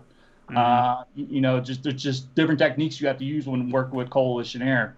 Sure. But we also had a great 82nd Airborne 81 millimeter mortar platoon. That was fucking rock solid. We also had at the fob, we had a Italian 120 mortars. Okay. And those guys were precision. Those guys were really fucking good at what they did. Then other than that, no, we didn't have anything else in reach. We didn't have like HIMARS or anything else in reach of us. So it's basically organic IDF within the valley, which could cover us when weather was socked in or something like that. Nobody could reach us. But then other than that, it's mainly your long endurance stuff. So bombers. And then whenever fixed wing, like fast movers would come out to us, they'd usually drag a tanker with them, yo-yo ops and stuff, to kind of keep their loiter time up. Okay. What was your favorite asset to work with? I hate saying it, but it really depends on what the target is. Yeah. If it's for like precision and just hammering targets, it's got to be the B-1 Lancer, man. Yeah. I love that aircraft. Bring in some bone. And plus with the B1, so it's got the SAR, it's got the synthetic aperture radar, which means so I could be in a valley, and even though it's totally socked in with weather, and an aircraft at 26,000 feet can't see the ground, so that mixes the targeting pod and stuff like that.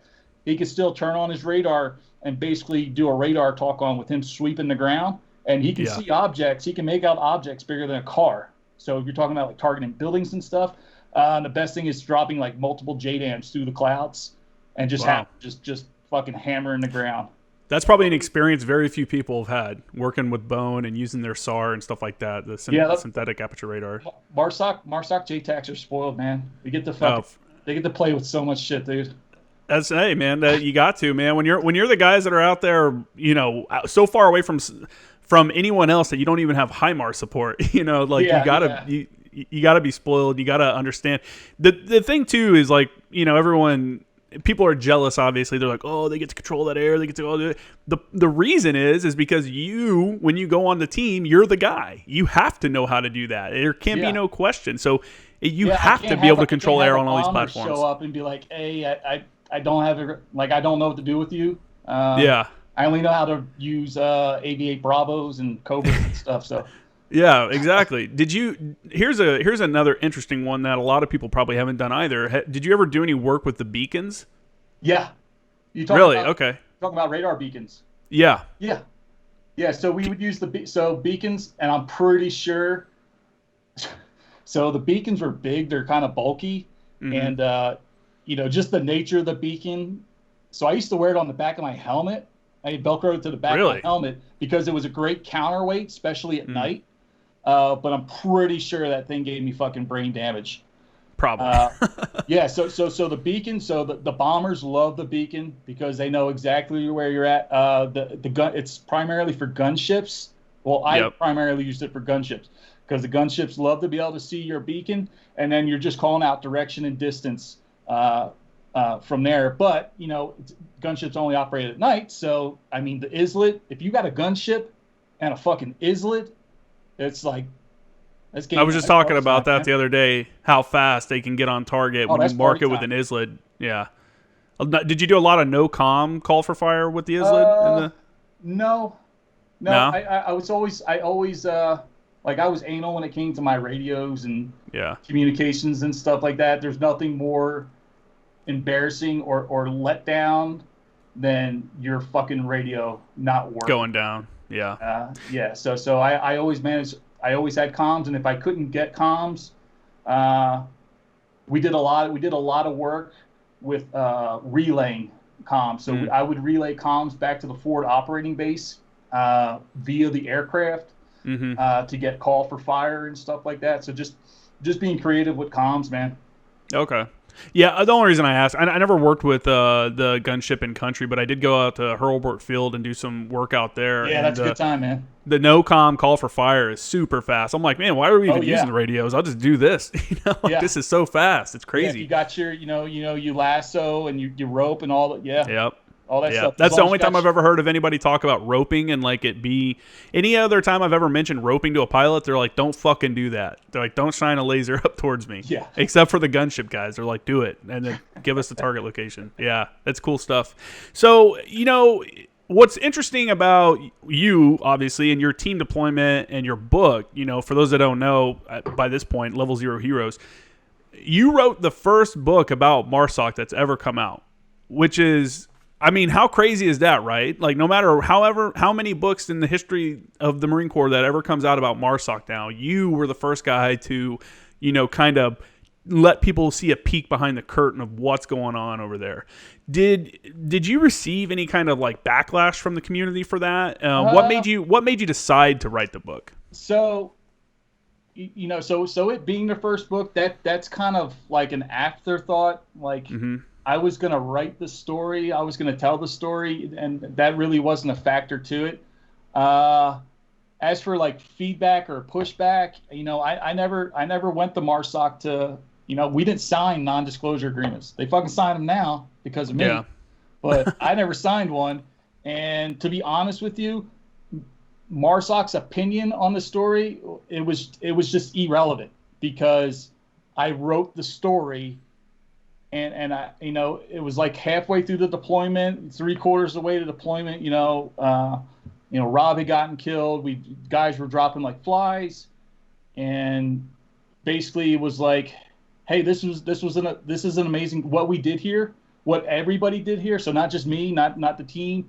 I mean, like what the Italians did, what the Afghan commandos did collectively. Like, this is an amazing story, because the Afghan war, it's just a big.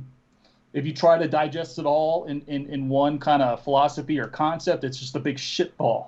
Yeah, for sure. But what I was hoping was with the story is if you boiled it down to like the team level or to the valley level, everything was still represented, but just in a smaller, more personal, digestible form, and just some of the things and the bravery that the 82nd showed.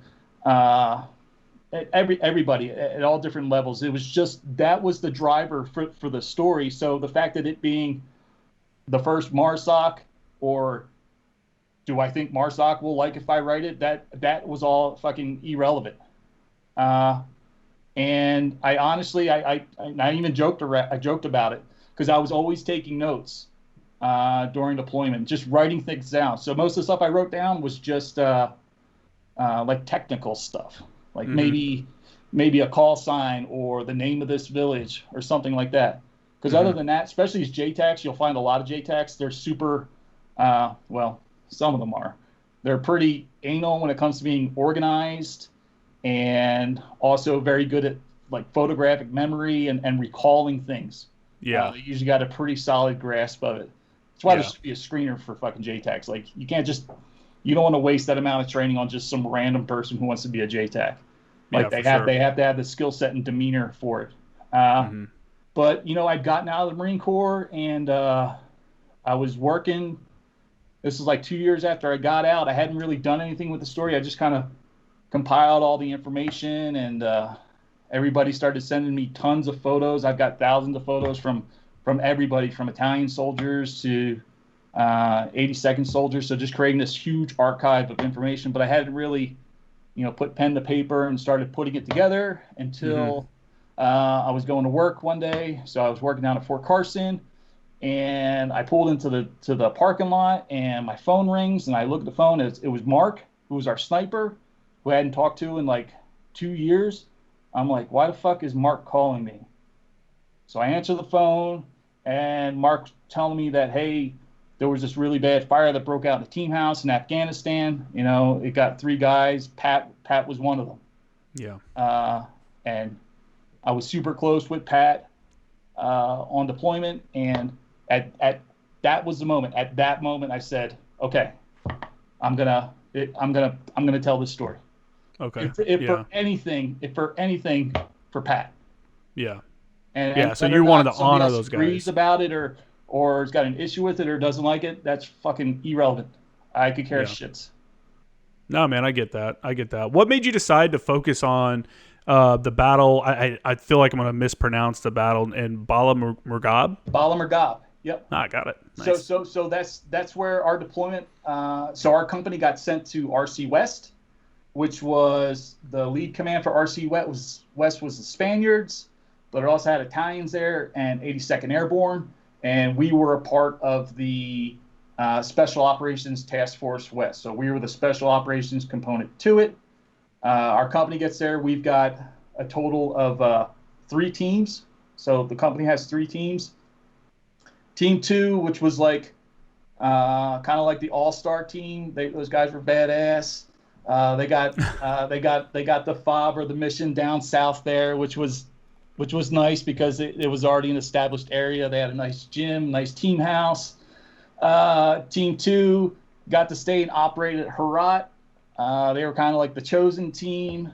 And then there was this other assignment that came out like, hey, there hasn't been a special operations footprint out in this valley that's on the very fucking eastern edge of the AO.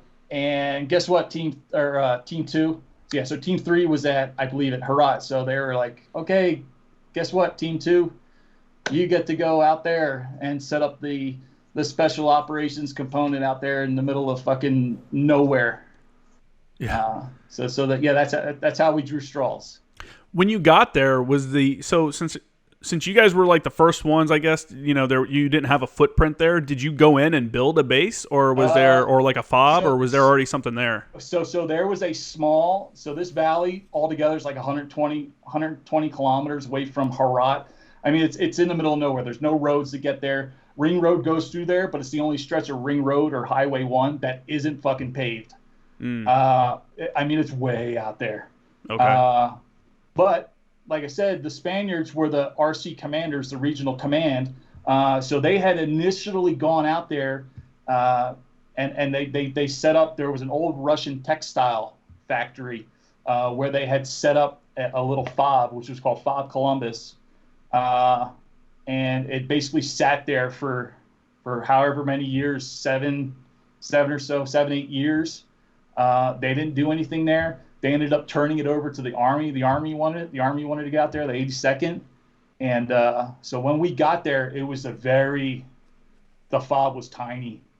It was real tiny, and it's so super vulnerable, far away from coalition. Like, everybody there had to, like, there were no, like, hey, this is the Italian side, this is the 82nd side. No, man, we all got to, if we're going to survive, everybody needs to be on the same sheet of music, because we're out in the middle of fucking nowhere. Yeah. And if something goes down, like something big, it's going to take a while for somebody to get there. So when we got there, they literally had just pushed out the northern side of the FOB, lined up some HESCO barriers, and there, I believe when we first showed up, there was 2 GP tents with some cots stacked up in the corner, a shipping container, and 2 porta shitters and a generator. Living big. Hey, sometimes you're pimping, man. Hey, I'll tell you what, man. Going to Sangin as an Afghan advisor was the worst living conditions I had, right? No real food. You're eating hot rats and MREs and shit like that. There was a shower tent that worked sometimes, that you get to go shower in sometimes, which was a luxury. But we lived in these HESCO bunkers, like it was like a dirt bunker basically for IDF and stuff, indirect fire. Worst living conditions, scariest time of my life. But out of my 5 deployments, that was my favorite deployment. That was my most fulfilling deployment, right? Like it's nice to have a base where you can go get to the chow hall or whatever, or go to the PX, but you don't feel like, to me, I'm like, is this a war? Am I at war? Like if you're on a base like that and living in the shit, like a shithole, makes you really appreciate not only like the environment you're in, like, I don't know, man. I don't know how you are, but looking back, it makes me appreciate just little things every day, my everyday life now. Absolutely. So it's I was like jealous. Like, we were kind of pissed. We're like, man, we don't have dick, dude. We don't have running. We don't have water. We don't have anything. Yeah. And it was October, and we're about to roll into winter, and we got fucking tents in the mountains of Afghanistan. Real winter too, not some bullshit. While the other teams got, they got full gyms. They've got like actual cooks that will cook them food. But it goes to say it actually kind of like it tunes you to the mission at hand. because you live in the environment and you're actually living and suffering the same as the enemy. So I don't know. It's kind of this like paradox thing that I think I see. I know what you're saying, man. Yeah. It's a shared misery. Yeah. And it brings everyone together too, you know? It's like the team, you guys are probably one of the tightest teams too, you know, because of those like shared miserable living conditions. So when you got there, you know, you talk about in the book, like working with the Afghans and stuff as well. How was that for you? Like, how were the Afghan soldiers in your area? And were you working only with like their like special operations Afghan soldiers, if you want to call them that, or were they the regular run of the mill infantry? Yeah. You know, ANA? So the way that it works and the way that MARSOC kind of went through the rounds was, so the best mission to have is in special operations, especially at the team level. The best mission in Afghanistan to have would be to train and advise the Afghan commandos. So the special forces branch of the Afghan army. That's like the best job. And, you know, we're the MARSOC's the new guys on the block. So we're not going to get all the best jobs. We'll take any job that anyone else doesn't want to do. So it was mostly ODAs, so Army Special Forces, that worked with the Afghan commandos because, I mean, they earned it. That's their job. That's their gig, yeah. So we were working with the conventional, regular ragtag army. And the guys that it's a hard life because the guys the Kandak, the Afghan soldiers that were out in Bala Murghab, they're there for a year. They're about to go into winter. These motherfuckers only own one pair of socks. They've got a field jacket. Like it's a miserable fucking living. Like it's not the fact that they're going out there to conduct the mission and it's a deployment. No, they're going to this place and their job is to fucking literally survive. Yeah. Like, don't die. Yeah. I think it's hard for being an Afghan advisor definitely changed my perspective. I'm like, I was telling other guys, I'm like, dude, we go there for 7 months or maybe a year, do our thing, and then go home. These aren't, in my case, these ANA soldiers are living in the Sangin Valley, just trying not to get fucking killed daily. And then when they go home, when it's like, hey, you're done with your year here, or you want to go and take some leave, now they got to worry about hitting a Taliban like checkpoint on the road as they're driving home and getting beheaded, while they're on leave and shit. It's like a completely different world than what anyone that we know can imagine. And the other thing too is there was a lot of criticism about the Afghan army capabilities and stuff like that. Some of it is definitely, warranted and stuff. But I also think that a lot of our troops and a lot of our leadership forgets that we've been, a military organization for over 200 years. And now how can we even expect, this ANA soldier that doesn't even know what, really kind of what a organized military is to have the same kind of capabilities or, drive to do the things that we do, after our, 200 years of institutional knowledge. They just don't have that. And it's a crazy expectation for them to think that they're going to be anywhere close to as proficient as a U.S. Marine or something like that. And you would run into a lot where it's very easy for especially advisors or somebody who's working with that force to misconstrued or confuse lack of willingness to do something with not being brave to them. It's all murky, man. It's a weird world, dude. It's a weird world. You know what it's about. What was like the enemy composition in that area when you guys arrived? And was it an active area? Were the enemy actively doing things there, or did it pick up when you guys arrived? The enemy owned that valley. Okay. When the Spanish were there for the 7+ years, they literally were just renting a small area, and they just had an unspoken agreement with the Taliban. Hey, we'll stay on our little piece here because we have to be here, and then we'll go across the river. We'll talk to the district governor and stuff, but we won't fuck with you. And then in turn, you don't fuck with us, and then we'll all be happy, and then eventually we'll leave. So when we went in there, that footprint, like the forces there only controlled the FOB. and maybe like 100 meters around it. Yeah. Everything else was fucking fair game, and it wasn't really. So their composition was a little bit different because that area had not been touched by NATO ever. It used to be. I mean, that valley would be a retreat area where forces would come to for the winter to be able to chill out because they know nobody fucks with them there.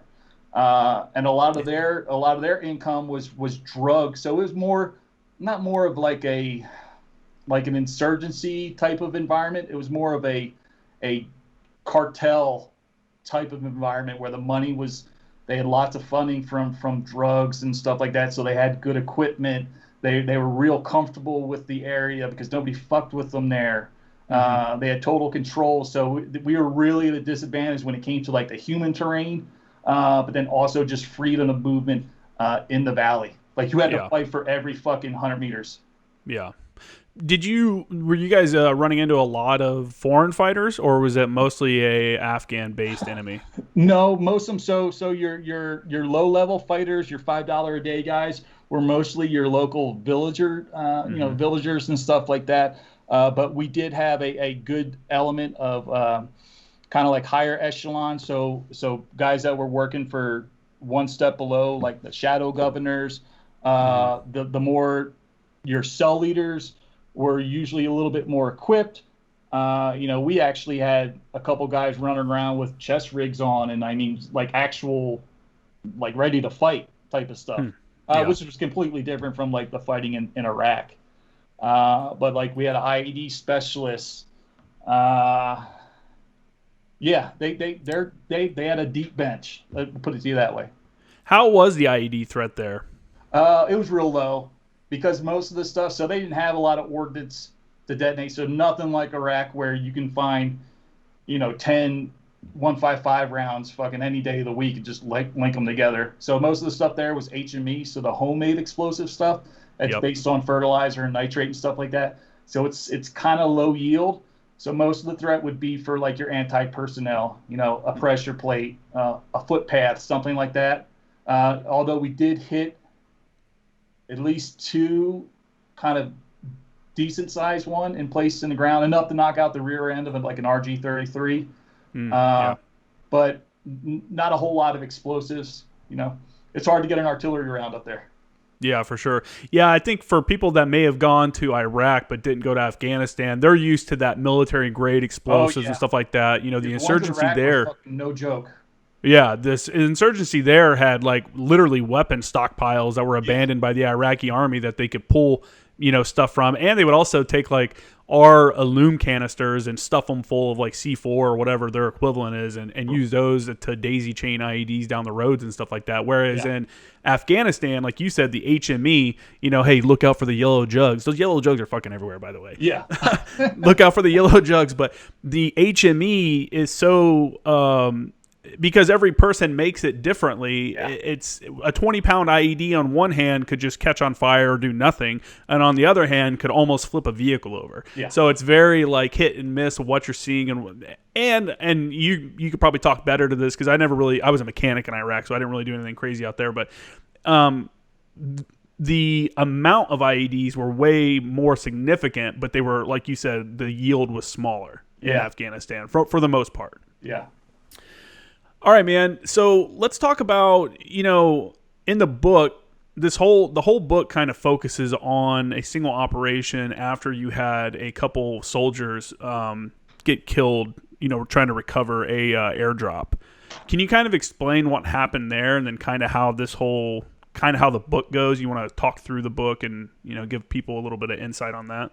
Yeah. So in a nutshell, what happened is like I was kind of describing, it was a very docile type of valley where NATO forces up to that point didn't fuck with the Taliban there, and the Taliban were embedded, had been there for years, never really got fucked with by NATO in general, had good reserves, had a lot of different skill sets from their fighters. So we had literally just showed up. Like we showed up, it actually took us like 5 days. It was the worst convoy I've ever been on. But we got there and like literally we got there in the middle of the night. like 2-3 o'clock in the morning, literally noon the next day, is when the kind of triggering event happened, where the 82nd Airborne were getting a resupply airdrop. The bundles get blown off of the DZ, the drop zone, and they end up some go in the water, so some go across the river, which was anything across the river was like, you don't go. That was no man's land. Nobody went there. And as soon as that happened, one of the soldiers, Sergeant Sherman, went in. He tried to because you got to understand that these airdrops, like if they lose this pallet, that means if that was a pallet of, I don't know, fucking water, like that's less water they have to drink. These are literally supplies to keep them alive. Yeah. Fuel, water, rations. Like, if you lose it, then you don't eat. So they went in with full gear on. It wasn't a gradual slope into the river. It was more like a shelf, a jagged shelf. He ends up falling off the shelf, all of his gear on. He ends up getting sucked under. This isn't like a slow river. This is like a kind of like a rough gorge type of river. Real violent, wicked undertows, super deep in the middle. So he goes in, and I believe it was Islet might have went in first. But either way, they both end up going under, and they don't come up. Their bodies don't come up. So this sends this little outpost, this little forward operating base, into a frenzy, because the last thing anyone ever wants is these guys to disappear and never to be found again. Yeah. Or worse, the enemy finds them. Yeah. Exactly. So this creates this massive outpour from the FOB to set up a security perimeter. They're going to the other side of the riverbank, and at this point, the Taliban, they're watching, but they don't realize what had happened. That what we were responding to. They thought this was some type of big military operation that was making a move on them. So they start returning in kind, with fire and stuff. So that was what triggers everything to happen. And from that point, the 82nd Battalion commander who came up, he saw this as his time to shine as a lieutenant colonel, and he's going to win this war this way. And that sets off a series of clearing operations, key leader engagements, expanding the security bubble around the FOB, and just a long stem of things. But it was all triggered from that one event, which carried us all the way through winter and into the spring, which ended up with this massive clearing operation we did with ODA 1314, I believe it was, and like 200 Afghan commandos to this village to the south of us, and it was very active. I'll put it to you that way. We were not bored. So you guys had a couple hundred people in this operation. How big do you think the enemy was? In all honesty, probably about 60 or 70. Yeah. But they had all the advantages because they had occupied this village for as long as we had known. So they already had their firing positions set up. They already had a network of how they would resupply and where weapons were cached. And on top of that, they had this village had an elaborate tunnel system underneath of it from the Russian era. Really? So, that's weird. Yeah. So it was it was one of those counter defense things that they did for the Russians when they were there, because that was a Russian textile factory that we were in. Matter of fact, it was an old fucking T-72 sitting out front. Oh, really? Yeah. Total Red Dawn like type of.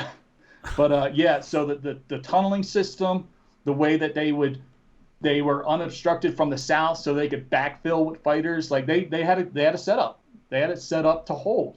So a lot of very room to room type of stuff, compound to compound type of stuff, with an enemy that could maneuver under you, literally under you. That's crazy. Did you guys ever get into the tunnels? We didn't go down into them. We would just collapse them. So frag them, that works. fire into them, maybe a couple thermites, or just try to collapse it. Yeah. But it gets to the point where it's like you're playing whack-a-mole. The best thing to do is once you've got that compound kind of clear, is to pull out of it and just JDAM it, like on delay. Yeah. Just try to crush it. Yeah. Man. That's yeah, that's pretty wild. I never dealt with tunnels or anything like that. That's I think that's an interesting aspect that the military is starting to focus on now, is like tunnel warfare and underground shit, you know, in the special operations community. You know, and I try to stress to people, especially students that I teach, it's never just because your enemy didn't grow up with running water or fucking electricity, don't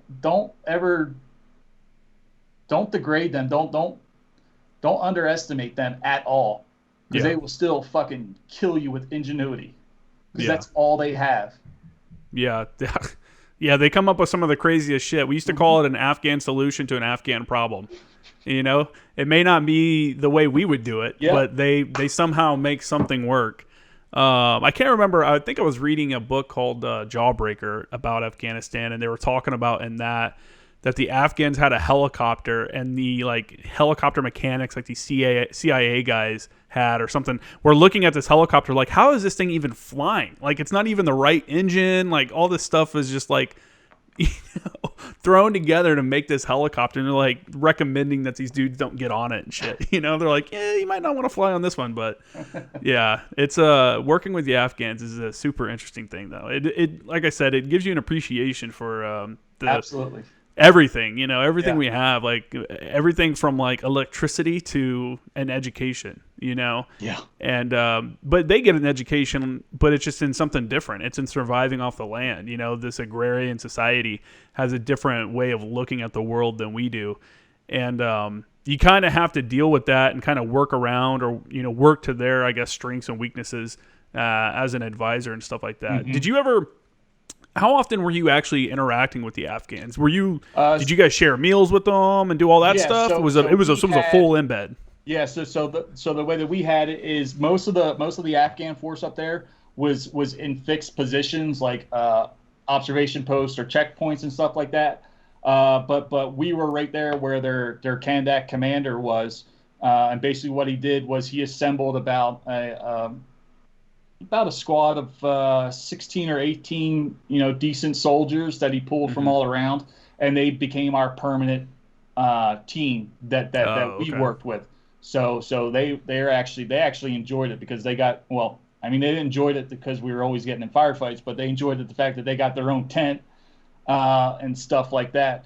So that was the group that we would work with, but we would always take them and we'd go visit all the other different Afghan army units throughout the valley and stuff, and check on them and see what they needed, and just ensure they had like security set up right and they weren't going to get just fucking run over. Yeah. How did you, you know, can you rate their ability to operate, like when you guys were in firefights and stuff like that? Like, how did they act in that? Did you ever see them exceed your expectations? They're not trained. I mean, they're not trained to shoot and maneuver, and you can't blame them. I mean, it's hard. It's like literally trying to take, okay, I'm going to go out on a combat patrol, but I'm also going to bring this kindergarten class with me. And then once we get into a firefight, I'm going to start yelling at them because they're not doing what they're supposed to be doing. Type of deal. But then again, you know, you've got, and you can see it. There's one or two of them. And this was throughout, you know, all my experiences that I've seen. You got these ones and twos that are just locked on, that just know what to do, and those ones are usually the ones that go on to become Afghan commandos. Yeah, those were the good dudes. They don't stay very long in the straight legs. Yeah. We had same deal, you know, with our ANA partners and Singin. There were guys that you could tell were not happy to be there, but they wanted to be there. Like, they wanted to help their country. Like, they felt that pride and stuff like that. And then there were guys that would sit around and pick their toes and do as little as possible. You know, like, it's just, I mean, I guess you have that with the Marines too. There's some Marines that just don't want to be there, but not to the same level that you'll see with the Afghan National Army and stuff. But Is there, you wrote 2 books about this. For those that don't know, I mean, I remember when Level Zero Heroes came out, I was super pumped about it coming out. I think I ordered it like the day it came out. I actually looked, I still on my Kindle. And then you also wrote Dagger 2.2, which was kind of a follow up to that. Do you want to talk about any specific incidents or anything about those 2 books in particular that you want to get out there? So the reason there's 2, and so it's the same story. It's merely a continuation of the story. So both books together is the entire story. Yeah. Because what we found out was I started writing the first book. In the first book, I had a co-author writing with me, and we started out just writing the story, just writing and writing and writing, and realized that 2 months into the story, as we're writing it, we hit like 40,000 words. And for those who don't know about like books, like novels and stuff, your typical novel is anywhere from 90 to 110,000 words. Like that's your typical hardback novel book. So we quickly came to the realization that, hey, if we tell this whole story like I wanted to in the way it needed to be told, this is like a fucking 300,000 word story. So we basically had 2 choices to make. We could either write the whole story and then just start hacking stuff out of it and try to compress the word count down to at least 110,000 words. And that just saying that type of option just doesn't sit well with me. Yeah. So what we ended up doing is we'll write the story. We basically found a natural pause or break in the storyline, which just happens to be New Year's of 2000, New Year's of 2009 going into 2010. So we wrote the story incomplete, full up to that point, and the book stands alone. So we never intended, or we didn't know that there was going to be a second book. So we had to write the first book to have all the book things that you need, like closure. You don't want to cliffhang your readers after putting them through a story like that. So Level Zero Heroes, could have stood on its own as a story, which was great. And then when we literally Level Zero Heroes ends on New Year's Eve, 2009. Dagger 22 starts New Year's Day, 2010. And it continues and tells the rest of the story. So the 2 books together, I highly recommend. Don't read Dagger 22 first. You have to read Level Zero Heroes, then Dagger 22, and you'll see that it's all one complete story. Yeah, for sure. And that was the route we ended up going. Level Zero Heroes was a big success, and then it was just natural. I had already started writing the second one, and just super fortunate, man. Fucking lucky. It's great that, honestly, like we said before, it's the first book that came out that talks about a MARSOC team, and kind of the stuff that they're doing and training and the deployments and stuff like that. But it's also a good book for guys like me, when I was in, and I was like, man, there's a lot of 0861s that are JTACs that would like to go over to MARSOC, but no one knows anything about it. It's like one of those things, unless you're there, because even when you have a buddy that like goes off to go over there, he kind of disappears because absolutely, dude. Yeah, absolutely. The op tempo is out of control, and it's one of those things where if you screen for them, they're like, hey man, just be ready to be away from home 300 days a year. Oh yeah, if not more. That's your life. That is because you can't half-ass it. It's all consuming, regardless of whether or not you want it to be. It's going to be all consuming. So you're either all for it or you're gonna have issues. For sure. And I thought it was just an interesting take, and it was good for guys like me that were when I was still in to be able to read something from somebody that's actually experienced it and kind of get like a little glimpse of what could happen if you decided to take that career route. Did you find writing the book to be therapeutic at all, or was it hard to write some parts of the book for you? So in all, absolutely therapeutic. I mean, anytime you sit down and you actually the writing process, and you'll find that anyone who's written, that when you write, especially when it's nonfiction, it's a story that you're actually telling, you actually, as you write, it starts jogging your memory and it starts pulling out all these things that you literally didn't know that you still remembered, which is pretty incredible. But then there's, as I'm writing, you're like, at some point I'm going to have to write about this event, and I just don't want to do it, but I'm going to have to. So it was a lot of writing and talking about things that I didn't want to talk about, but I had to. I had to talk about it because the story had to be complete, regardless of how the fuck I felt about it. Yeah, it had to be complete. Yeah, for sure. Yeah, it's got to be tough on some of the the more sensitive topics and stuff. Your teammates getting killed and people getting injured and stuff like that. To relive those memories and to get it accurately portrayed, on the pages of your book. Kind of shifting topics, but on the book, when you released it, did you go through like the Department of Defense's like censoring program or whatever the hell they call it, where you go through and they approve it? Yeah. So the thing is, I purposely called it the censoring program. The DoD wants you to submit your manuscript to them so that they can scrub it and they can say, hey, it's good, or no, you need to change this, change that. But the way that it's set up is kind of it's not conducive with how publishing actually works. So the example is, you want me to give you my finished book that I'm going to send to put on the stands, but I have to give you 6 months to review it, which totally, after you've gone through the legal review of it and then you finally give it to DOD, you literally have to sit and wait for them to come back and say, yeah, it's all good. There's nothing.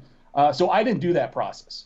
Matter of fact, when I was talking to Fred Gavin, Major Gavin from Task Force Violent, he actually just got done with that process. I didn't do it. I mean, I could have, but to be honest with you, I could read the story. I don't need somebody to tell me what's sensitive and what I'm fucking an adult. Like I know writing something, what is sensitive, what is not sensitive, what's fucking commonly known open source. Like, I don't need it to sit at the Pentagon for fucking 12 months for some GS fucking 2 to tell me, hey, you need to change that. No. Excuse me, sir. Yes, yeah, so it's one of those things like, I'm just going to do it, and I'll just ask for forgiveness afterward if somebody's got an issue with something. If not, I literally don't fucking care. Yeah, well, hey, it worked out, man. What kind of advice do you have for... I've had other people say, they'd like to write a book, and I've actually recommended to one of my recent guests, Daniel Gordon, who his career has been crazy all over the place, to write a book. But he asked me, like, he doesn't understand the process, or he doesn't know the process. So if someone was to come to you and be like, hey, man, I want to write a book about my time in the military, what kind of recommendations do you have for them? So nowadays, I mean, anybody can write a book. Like, you can literally create your own ebook, and there's a market for it. It's not like it used to be, where the only way to actually get a story out was you'd have to go through a publisher, like in a traditional way. It's how much time do you want to put into this, and to what extent, like what outcome are you looking for? Very easily, you could just do it at your own pace, and you can create your own author's page on Amazon and just sell on your own, or you could go as far as to get into like a literature agent and maybe try to get a big publisher to pick all that up. Because it's the publishing industry it's just that it's a business, it's an industry. It's designed to make money. So you have to know what it is, the outcome that you want. And most importantly, how much time and effort and sometimes money that you want to put into it. How important is it for you to tell the story?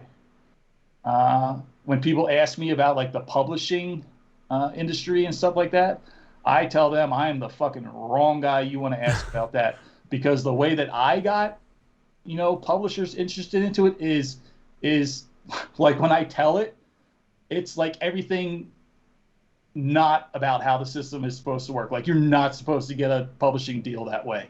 Oh, really? Because it's merely, I'm writing the story. I just throw out a couple things on Facebook to some friends of mine, some people, looking for, hey, if I wrote this, do you think anybody would be interested in reading something like this? And then this guy sees it, and his friend wrote a book, which ended up being Brandon Webb from Soft Rep and stuff, and he knew Mark Resnick, who was the executive editor at St. Martin's Press. And I'm just sitting at my house one day, and I get an email from the senior editor for St. Martin's Press saying, hey, I heard from so-and-so, you're thinking about writing this book. If you haven't talked to anybody yet, like officially about it, don't. Send me an email. And I sent him an email, and it was literally that easy. So Wow. It's like that. It's not supposed to work like that. It's supposed to be super hard. Yeah. Yeah. Oh, that's good. But I mean, it just happened to get in the right hands. Man, I fucking lucked out. Yeah. That's awesome, though. Hey, man, you know what, though? Whatever works, right? You know, you got the story out there. Yeah, and that's all that mattered. Yeah, that's sick, dude. Well, hey, we're at about 2 hours. I usually try to cut between two and 2.5 hours, something like that. I'd like to give you an opportunity to promote anything else. If you want to promote the book some more, you can. Or if you have any kind of organizations that have helped you out over the years or anything like that, I'd like you to feel free to, promote those now, or your social media. Yeah, absolutely. So I'm not too big on social media, but there's all sorts of social media, Facebook, Instagram, and Twitter that have to do with the book. So it's just at Level Zero Heroes.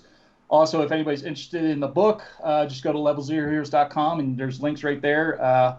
Please, I only ask if you read it, at least just write a review for it, because book reviews are super helpful because they allow other people to kind of have a information to go off of to see if they want to read it or spend time on it. Because buying a book and reading a book, like, you're devoting time, and time is a finite resource. So all I ask is just help out, write a review for it, good or bad. I don't fucking care. It doesn't matter. But other than that, I would say, so the only organization that I work with, and I've done it for years because I know the people there, and I know all the wonderful things they do, it's now called the Marine Raider Foundation.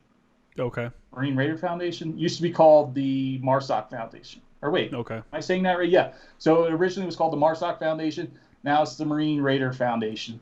Matter of fact, if you go on their website, so I had an uncreased cover. It's actually the last one that I had, and I had given quite a few to the foundation.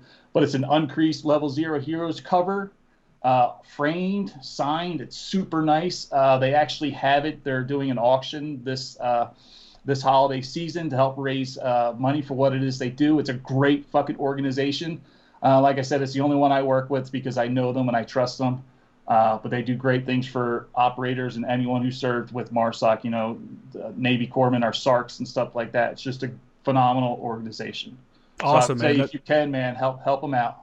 For sure. If you want, send me over a link for that for the auction for your book cover, and I'll add it to the show notes so people can just click on that and take a look at it. Okay, yeah, perfect. Cool, man. Well, hey, I appreciate you coming on. I'd like to have you come on again on a future date. Maybe once we get closer to, I don't know. We'll figure out another time to have you come on and shoot the shit, man. I'm always down to, especially 0861, because it's rare. I mean, we're rare creatures just in our nature.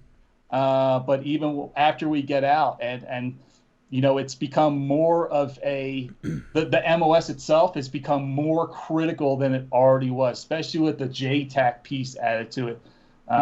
Even when they officially stood up the JFO role, fire support is a huge piece when you're talking like multi-domain type of warfare and leveraging air power and engagement weapons that are beyond the battlefield and stuff like that. And that's all provided by fire support guys. Last question. What kind of effect did John Dillard have on you and your ability to control? So Rhino was, he had just retired from active duty when I got there. He just came on as the G3 air fires, John, and he was adamant about not being just the guy who sits at G3. He took a personal interest in every one of the controllers. What I mean is when we would go do our shoots in like Fallon or China Lake or anywhere, he would show up there. He was also, our evaluator. We actually had a guy that was slated to be. He was a controller. Matter of fact, he was an 0861. I'm embarrassed to say, but he actually got pulled from his team prior to deployment because he just didn't have it.